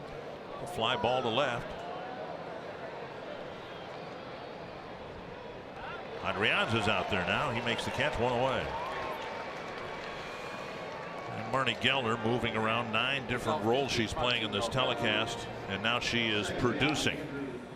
Vanessa Lambert is the co-pilot. I might be assistant producing in this one, because here's my first question. I said, what monitor am I supposed to look at? I found your buttons right away. I know how to talk to each of you individually. Okay. So all right. Well, let us know when you figure that out. We'll take our headsets off. Dick, if you could be a little more charming, please. Good luck with that. I was impressed because we don't get a shot of the truck inside the truck on a Sunday afternoon. Amazing. They're watching baseball. I thought they'd be watching NFL football, HBO, something. Days of our lives. 1-1. You know, you don't realize, I mean, we try to be a team up here, but in the truck, my goodness, they really have to work together as a team. And it's hard because they don't like each other. Yeah. You know, it's really difficult to work with people that you don't like. We know. It's Vargas is in at first base now. On a serious note, and I've tried to share it with the people I had brunch with this morning down there, many of them in the truck. One of the worst parts of this day for me is I enjoy the people I work with so much. Small hit fairly well to left. And Andre Anza tracking it. Still room. Makes the catch. Okay, we're going to read 51. I was in the middle of a sentimental thought, but the producer took control again. And let's go, guys. All right, the Major League Baseball season is almost here, where every pitch hit and strikeout, every out, inning and game has led to this. The only thing that matters now is October, especially since it's October 1st. ALDS begins Thursday only on FS1. I didn't know a whip came with that. I know. Anyway, we are very blessed, particularly here at home, to work with people who are consummate pros, and we really enjoy working with the caliber of people that we get a chance to work with. 5, 4 next. 3, 2, 1. Take us.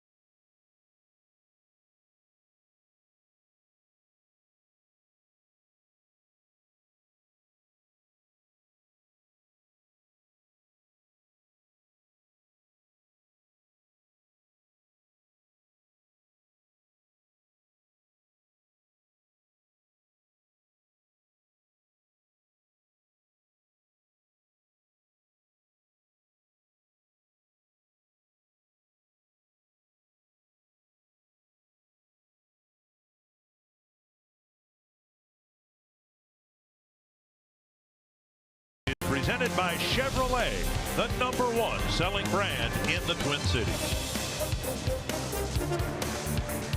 Arnie Gelder playing 9 different roles on our telecast today. A different role every inning. The first broadcaster to ever do that. And maybe the last, depending on how the last few innings go. Got a new pitcher for Detroit. His name is Blaine Hardy. Yeah, Hardy worked in last night's ball game through 1 inning. Gave up a couple hits and a run with a walk, 19 pitches, 12 for strikes. So Anabel Sanchez works the first 5 innings. Gives up 3 runs on 7 hits. And the Twins kind of bunched them together, and 3 in the first and 4 in the 4th inning. Just outside to Buxton, 1-1.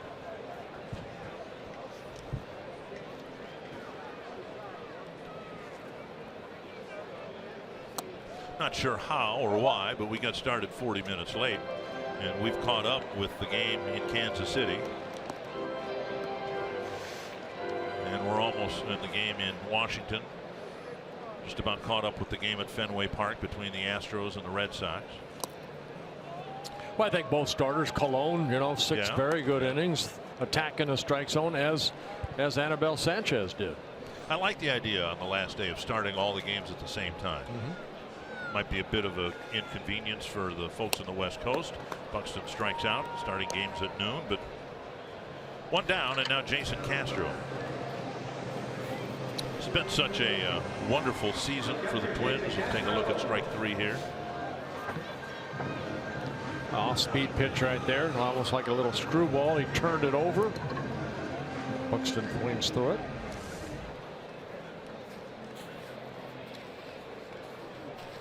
Castro drove in a pair of runs with a soft single to left.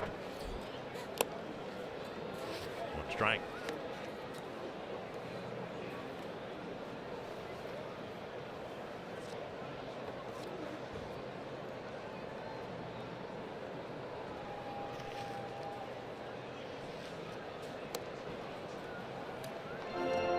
And now a ball 1-1. It's been such a joyous season, but it started with tragedy and ended in sadness too. We lost Rod Simons, sportscaster in the Twin Cities, back in spring training. Of course, our beloved Peg Imhoff passing away a couple weeks ago. Well, on a positive note, what Rod Carew went through, and happy birthday today to Rod Carew. Yep. On a positive.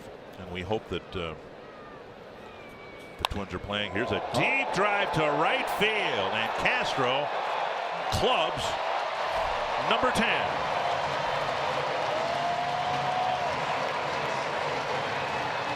Three runs batted in game 162 for Castro. That gives a lot of the fans here. Nice crowd again, a sparse crowd, maybe because of the weather, but all in all, a good crowd. Standing ovation for Castro. He's knocked in 3 of the 4 runs the Twins have scored here this afternoon. So, looked like a breaking ball left up. And Castro got all of it. 205th home run for the Twins this year.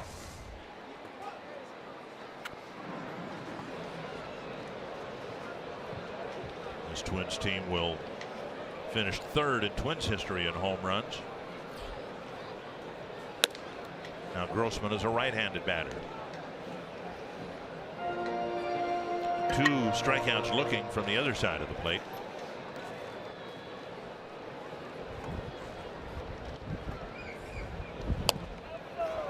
Missing again. 3-0.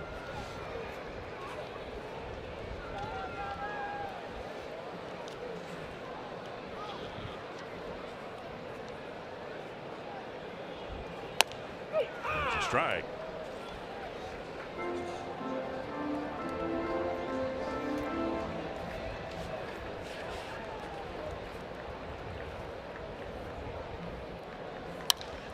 Fly ball, right center field.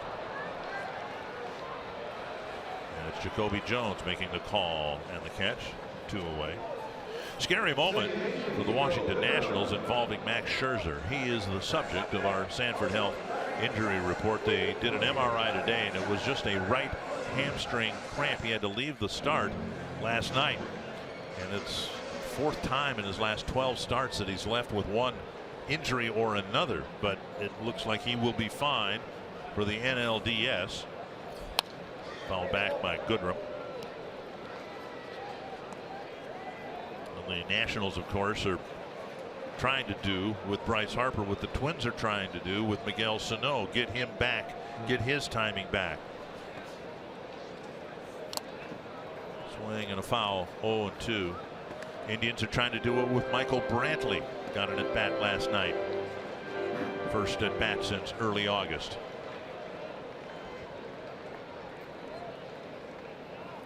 0-2 to Nico Goodrum, and fouled to the screen.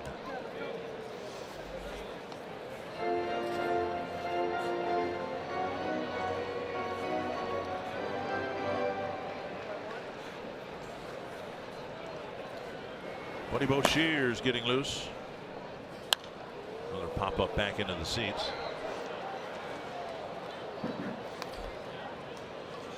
Goodrum getting some at bats here. Down in the minor leagues, had a pretty good year down in AAA. Number 2 pick by the Twins back in 2010. Switch hitter, and he strikes out there. Twins get a solo home run from Jason Castro. It is 4-1 Twins.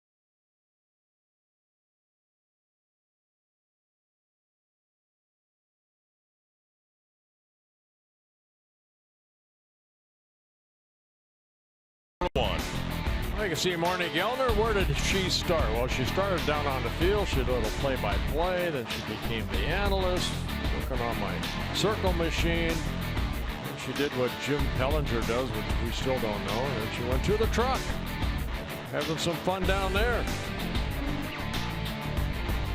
Nice going, Marnie. Where is she now? Now she's audio. I wonder where she's hiding the Pepsi. Just lean her right there on the audio console. Nothing bad could happen, right? Alone out there to start the 7th inning. Oh, good pitch. You can talk to Marty. So you've got what, a lot of volume slides? Is that what they are? Is that what you're controlling, Marty? Yeah, I'm pretty much in control of everything audio. Right. So you can turn my mic off if you'd like. And I think I might like. I mean, I would stand by for that at any moment today. There's no planes in the area, is there? Not that I know of, good, but huh? let me just tell you ahead of time, Bert, we are live. Okay? I've heard that before. I've got a bleep button as well. All right. So one down with Candelario hitting a bouncer toward first. Yeah, Vargas taking over for Mauer at first, so he makes the play.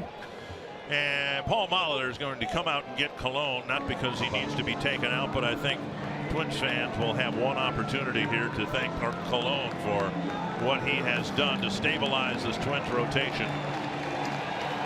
He's in position to pick up his 240th Major League win.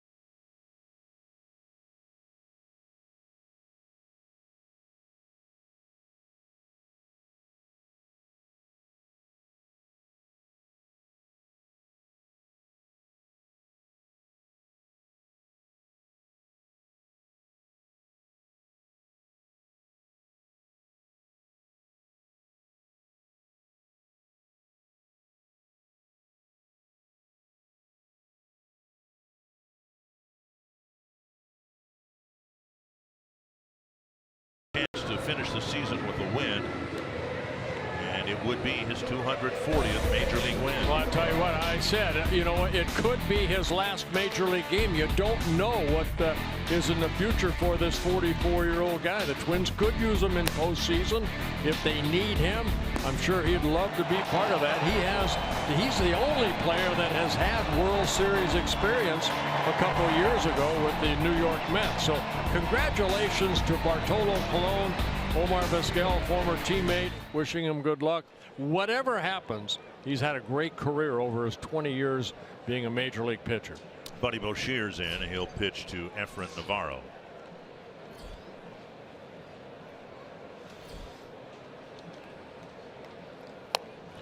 And a strike on the outside corner. Yeah, Bouchier's coming in, making his 38th relief appearance, and a couple of things. I think Paul Molitor wants to get some guys work in that might be pitching here on Tuesday. Mitch Garver in to catch him. Breaking ball taken, and it's 1-1. Zach Granick taking over in center field for Buxton.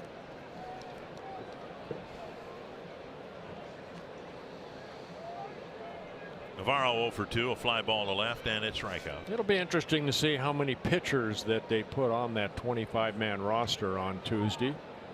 Again, that roster does not have to be submitted until Tuesday morning. Second hop kind of ate up Polanco, and Navarro will reach. You know, we have with Paul Molitor out to make another pitching change. Bouchier's brought in to get Navarro. And Navarro will be credited with an infield base hit. All right. So a hit, and Hicks will hit against another Twins reliever.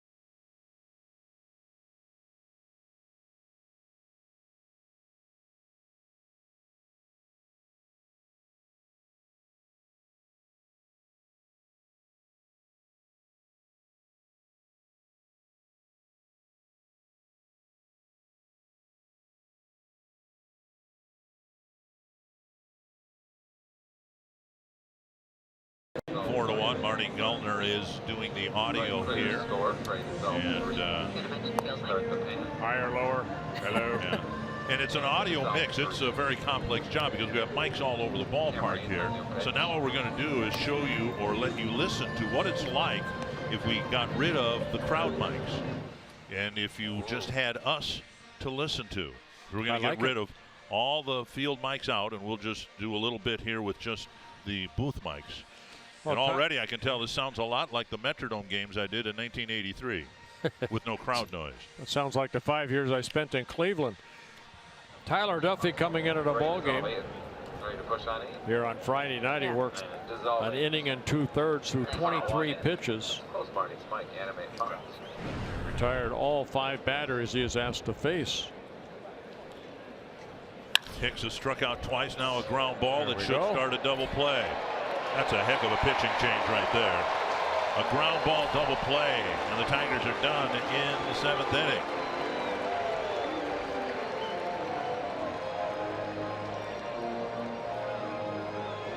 So just 3 men bat in the 7th, and for the last time this year, it is our pleasure to bring you God Bless America. 17 Twins audition winner, 70-year-old veteran Randy Meese, as he leads us in the singing of God Bless America. God bless America, land that I love. Stand beside her and guide her through the night with the light from above. From the mountains to the prairies to the oceans white with foam. God bless America, my home, sweet home. God bless America, my home, sweet home.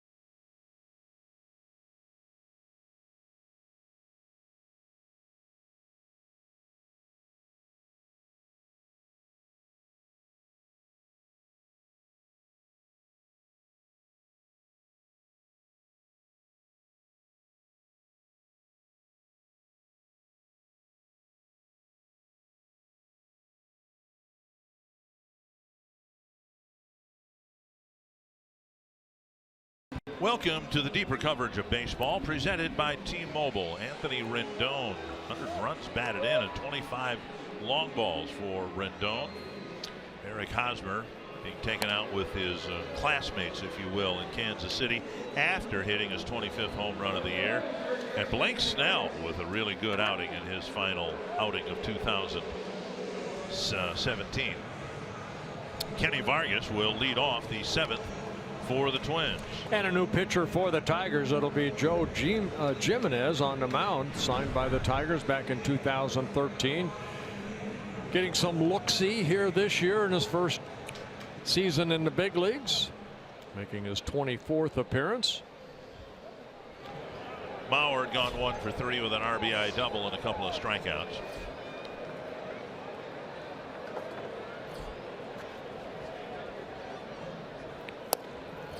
As we've said over the last couple of days, once the Twins clinched a postseason berth with Miguel Sano, there are just 7 bench players. And you could take all 7 bench players and then have a pitching staff of 9 to equal 25. But if the Twins take 10 pitchers, and it's just one game, but as we said, there are going to be matchups where Boshiers might be brought in, or Rogers even be brought in, just to face one batter, depending on where the game is at, inning wise and score wise. Mejia, is he going to travel with the team, or might he stay back here in Minnesota, pitch a bullpen session? Some of the pitchers will do that, the starting pitchers.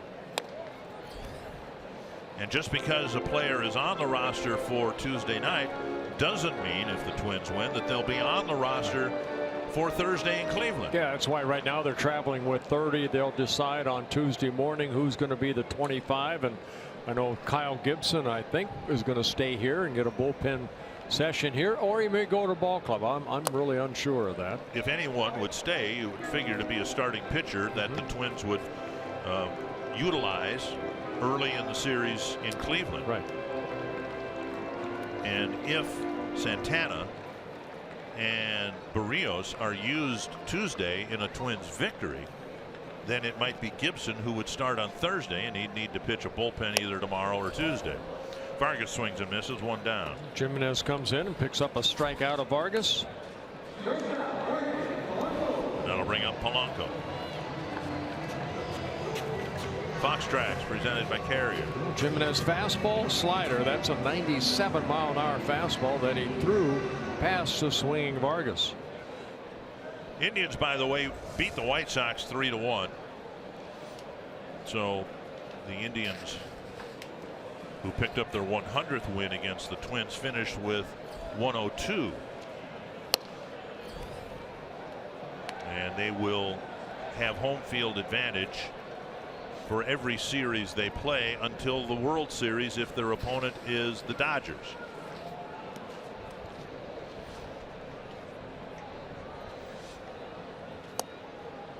Check his swing, 2-0. Polanco 0 for 2 with a walk. Yeah, the Dodgers have 103 wins on the season. So if those two teams meet, it'll be the Dodgers that has home field advantage. And they're ahead of Colorado 6-1, top of the 7th.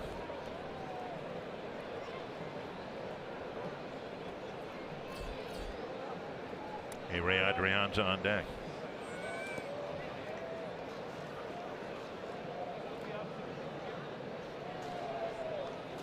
There's a strike that covers the inside corner.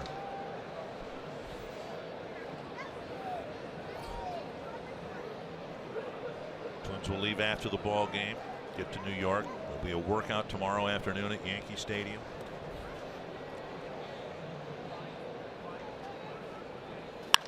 Hit hard to left field. Presley's going back, and he leaps and makes the catch right at the base of the wall. A drive to left, caught by Presley, 2 away. The most popular way to follow the Twins this postseason is with MLB.com at bat, the #1 app for live baseball. You can enjoy game day, live game video highlights, radio broadcast, StatCast, news, more. Download MLB.com at bat today. 2 away, and now Adrianza.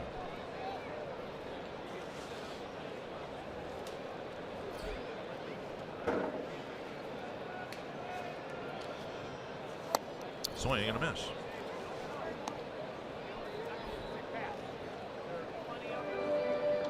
Adrianza's stock rose over the course of the year from a utility infielder to a utility player. Second half of the year, he saw more time in the outfield than the infield. Very athletic young man. That's, I think, the key to it all for him. He looked at ease in the outfield because of his athleticism. 2 strikes.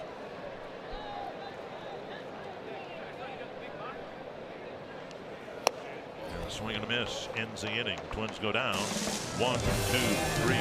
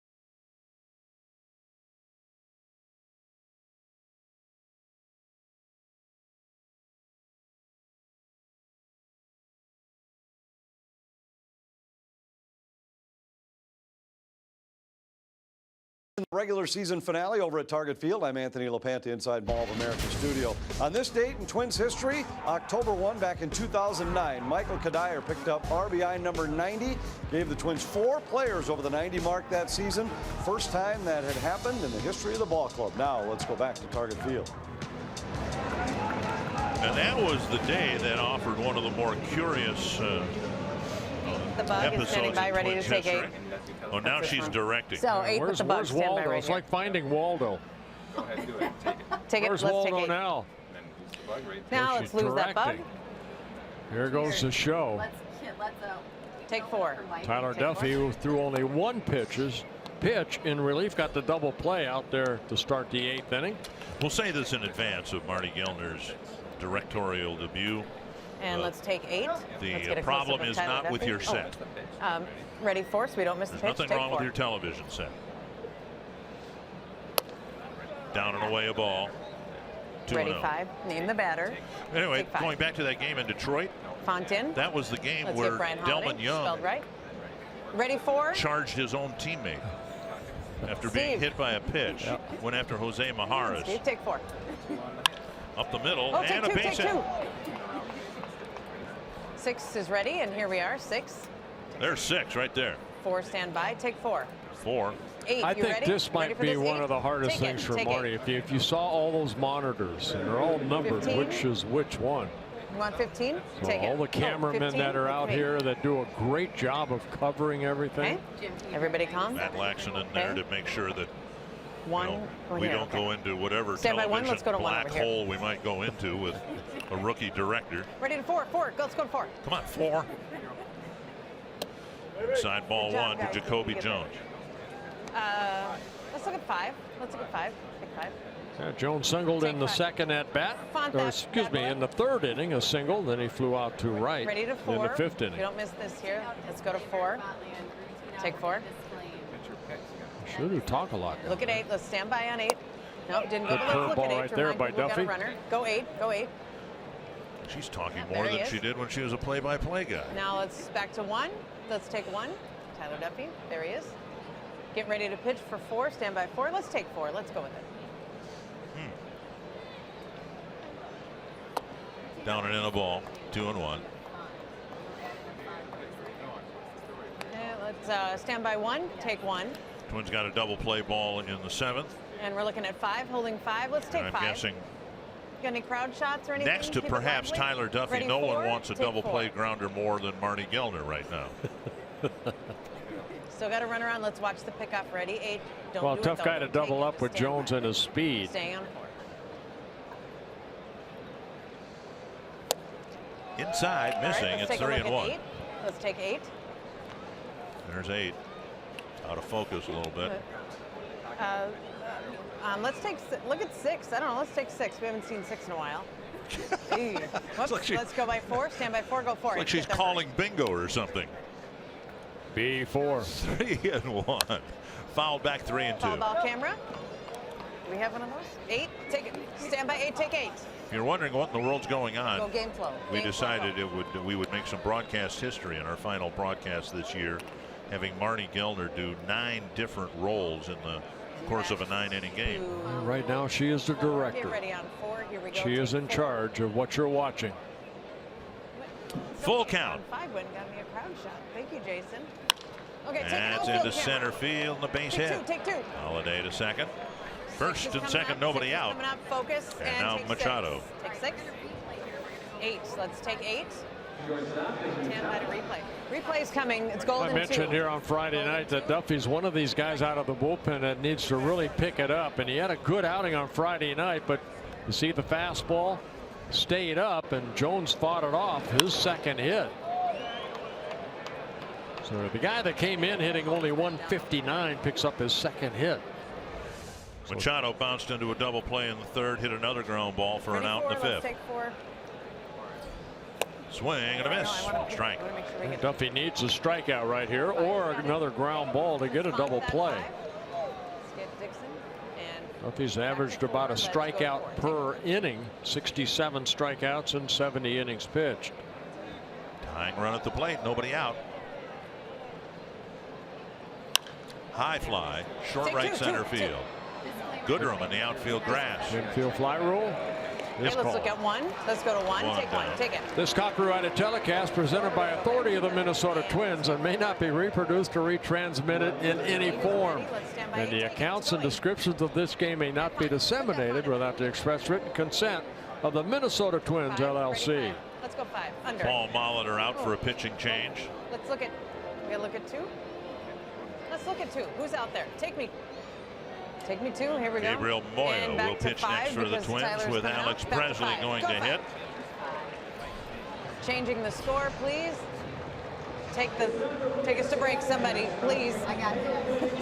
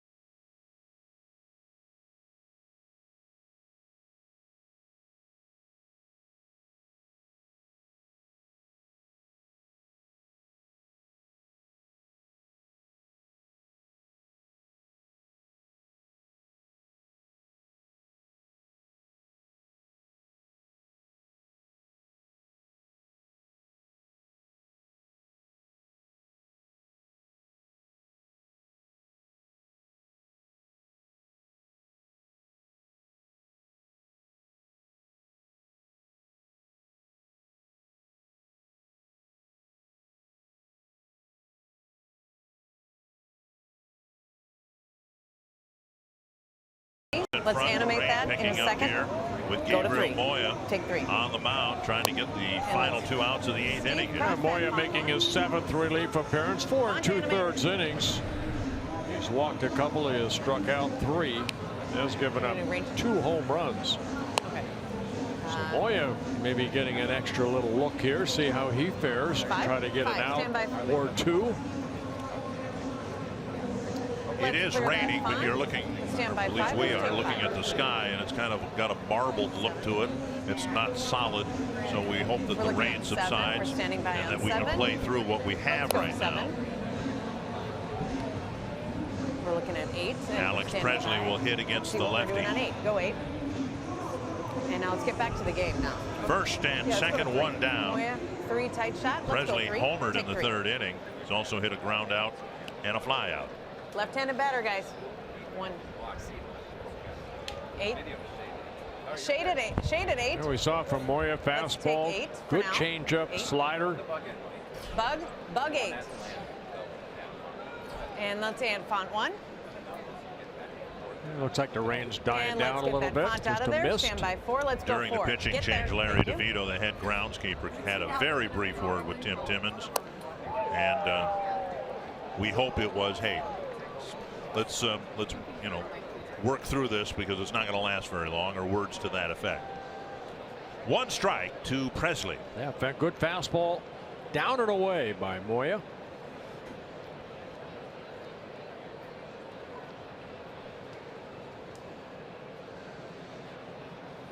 Breaking ball missed, and it's 1-1.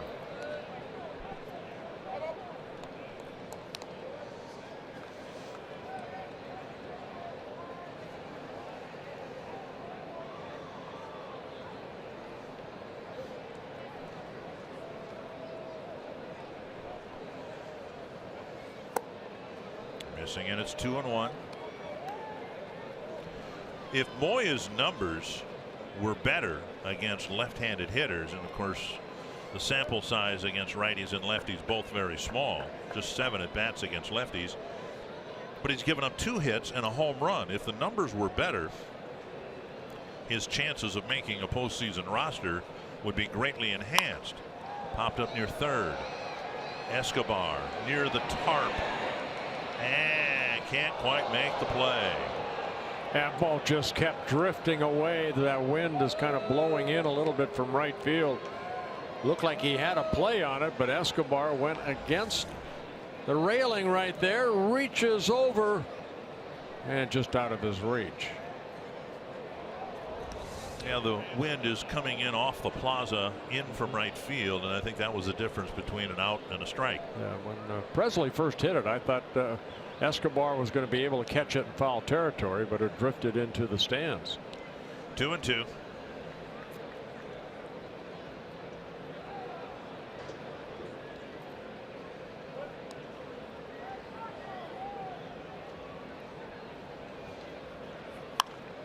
And another one fouled away.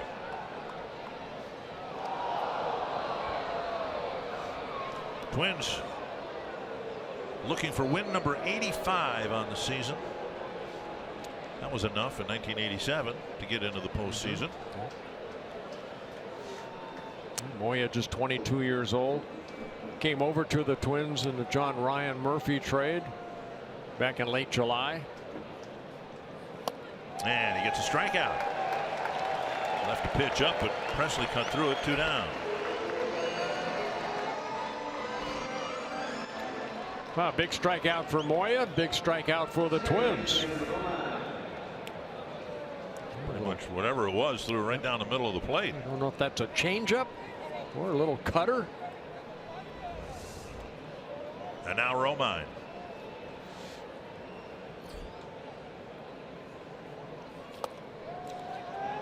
You know, his delivery from the stretch, once he breaks from the stretch, is so quick and rapid.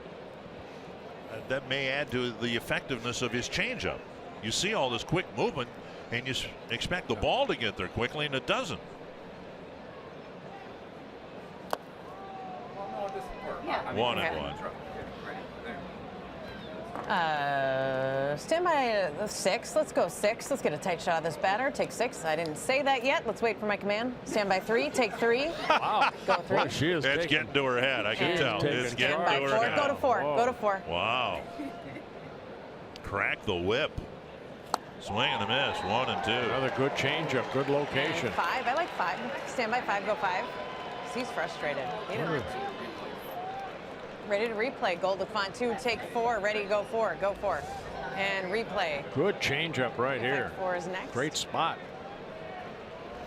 1 and 2 to Romine. So many people talking right now. And missing inside 2 and 2.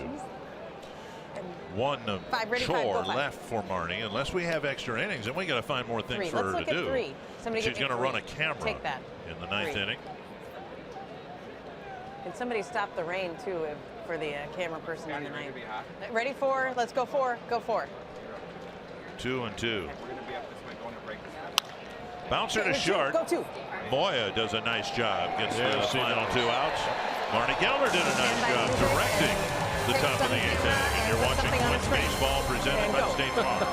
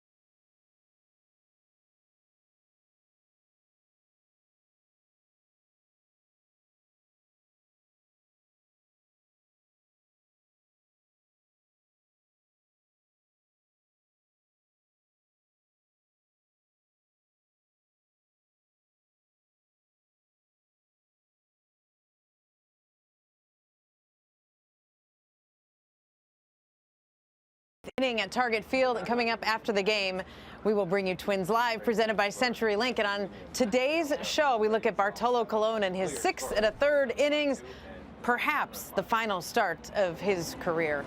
Plus, the regular season wrap-up. This is game 162 for the Twins, but there is more to come. Paul Molitor in his press conference, the comments from Molly on the focus now shifting to New York. That's coming up after the game. And fans, we'd like you to head to our Fox Sports North Facebook page at the end of every game, every series, the final pitch presented by Prism Research. We give you a recap of today's game and preview the upcoming opponent, which in this case will be the New York Yankees. So be sure to check it out after the game. Ready for, stand by for, roll green and dissolve. You're done.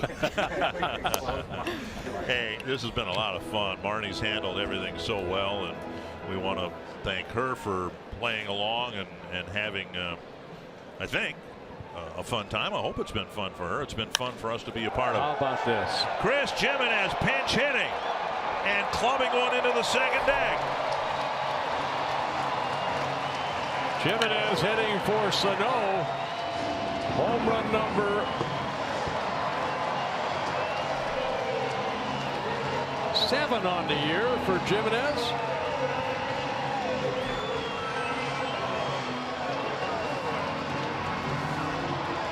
So a fastball from Drew Verhagen, yeah. Jimenez gives the Twins a 5-1 lead. His first career pinch hit home run. And the Twins now lead 5-1. Escobar backs out, takes ball 1.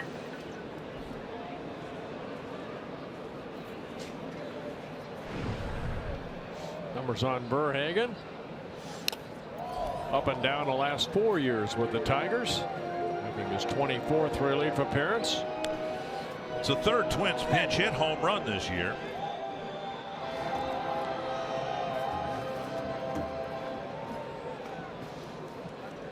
Escobar with a 1-1 count. Vargas had one, Castro had one, now Jimenez has one. Inside, and it's 2-1.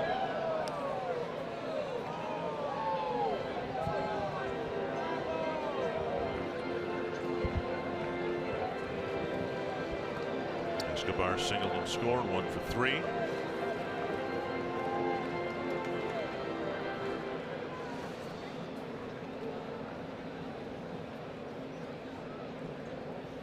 Checked his swing again. It's 3-1.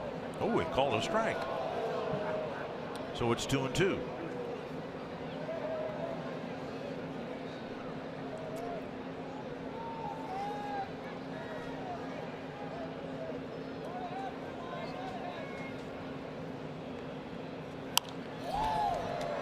And over the Tiger dugout.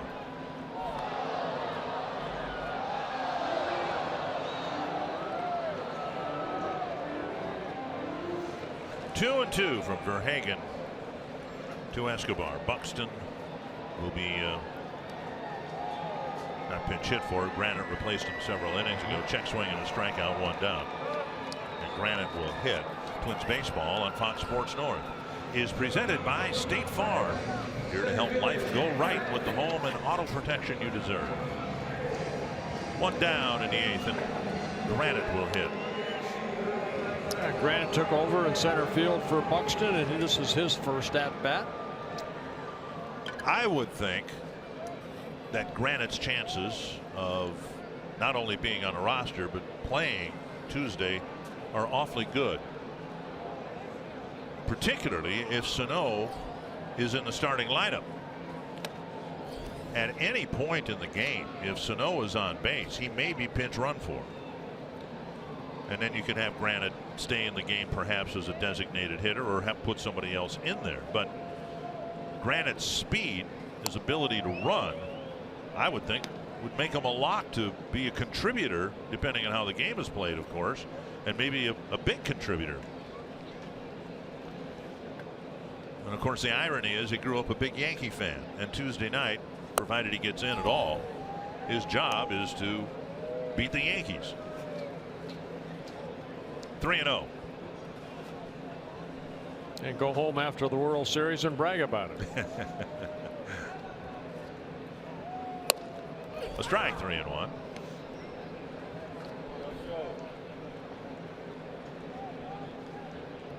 They're ready to go. And talking with most of the players this morning, they are really off the glove of the pitcher. And now fielded by Romine. He makes a nice play. 2 away. 2 down. 2018 season tickets are on sale. You can choose from the full season, partial season, or the ever popular flex plan.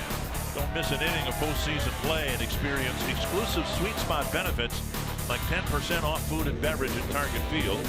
For more information or to place a deposit, visit twinsbaseball.com/season tickets today. Yeah, it was a nice play by Romine because he had to go up the middle. Looked like it was going to go up the middle, but then he had to cut and ended up making a nice play. Garver in his first plate appearance. Taking over for Jason Castro behind the plate. Castro had a nice afternoon. A 2-run single in the 2-run 4th inning. Then hitting his 10th home run in the 6th inning. 1-1.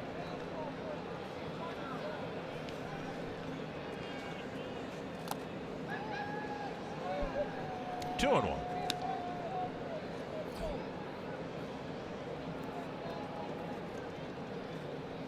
See if Garver can hit a home run here. He's a power hitter. Like to get the first one out of the way in what might be his last at bat of the regular season anyway. Go. Keep carrying. What a catch by Dixon Machado. Sliding with his back to the infield. A great catch to end the inning.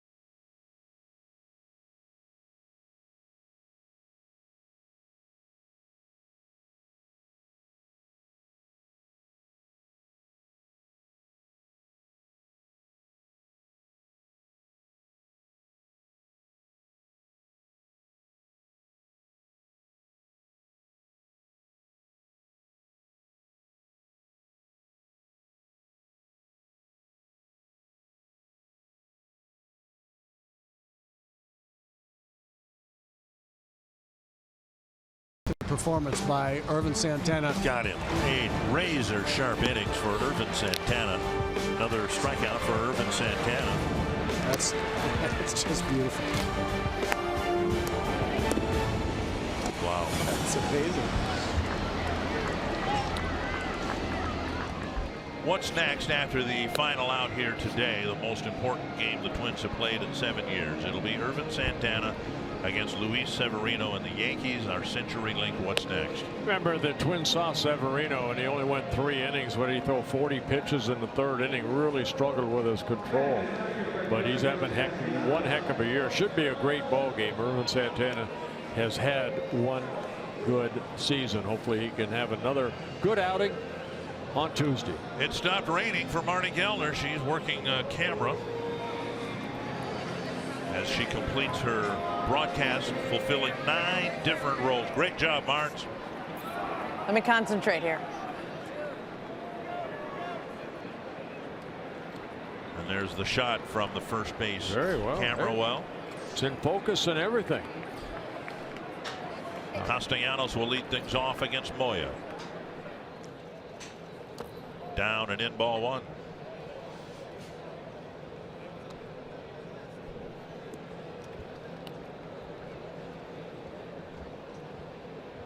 Castellanos, then Candelario, and then Navarro.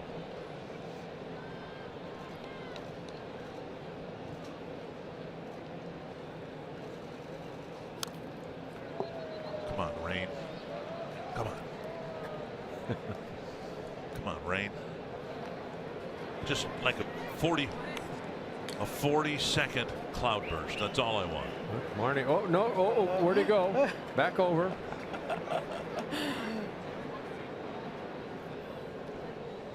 One and one to Castellanos.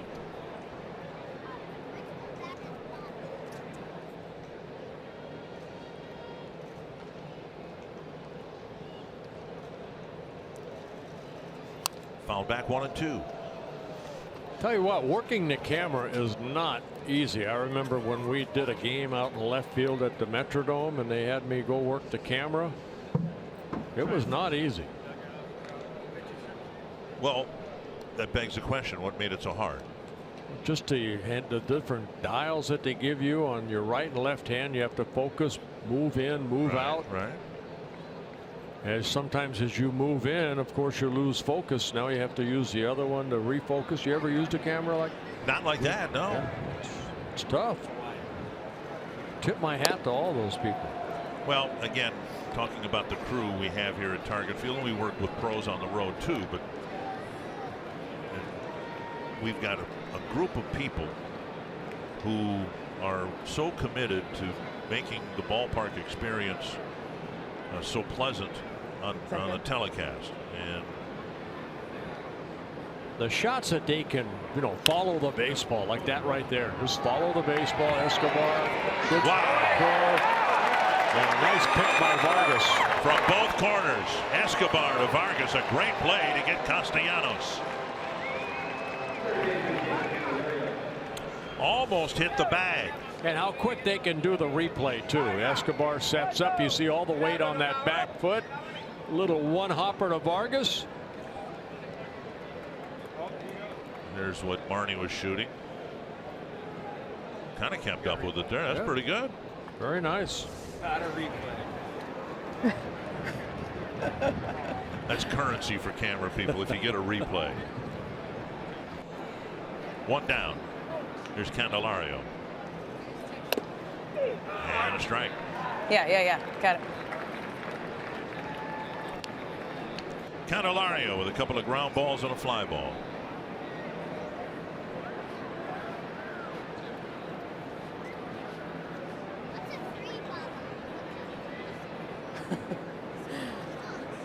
Off the plate, 1-1. When he hits it, should I follow the runner? Yeah, you follow the runner. So I'm following this runner, and also if the lead runner. What if he steals or something? So I'm just going to stay on this batter for now. But if he runs, then I'm going to follow him. Swing and a miss. Good change up right there by Moya. Marnie, don't worry about it. He's going to strike out. I think what we've seen the difference between the fastball and the changeup. The fastball 91, 92. The changeup in the low 80s. Mixing a slider. 1-2 to Candelario. I didn't hear what you said because he was talking to me.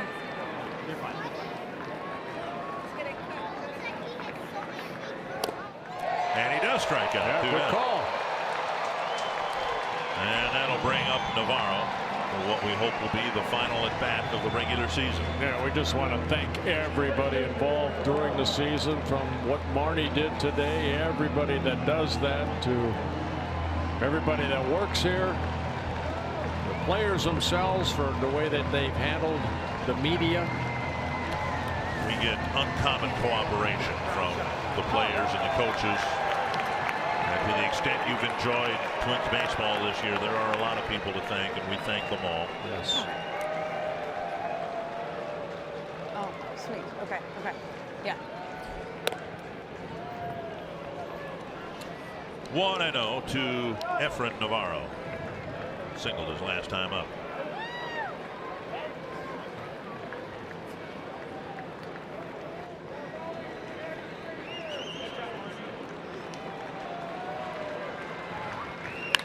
To left. Adrians is there. And win number 85 is in the books.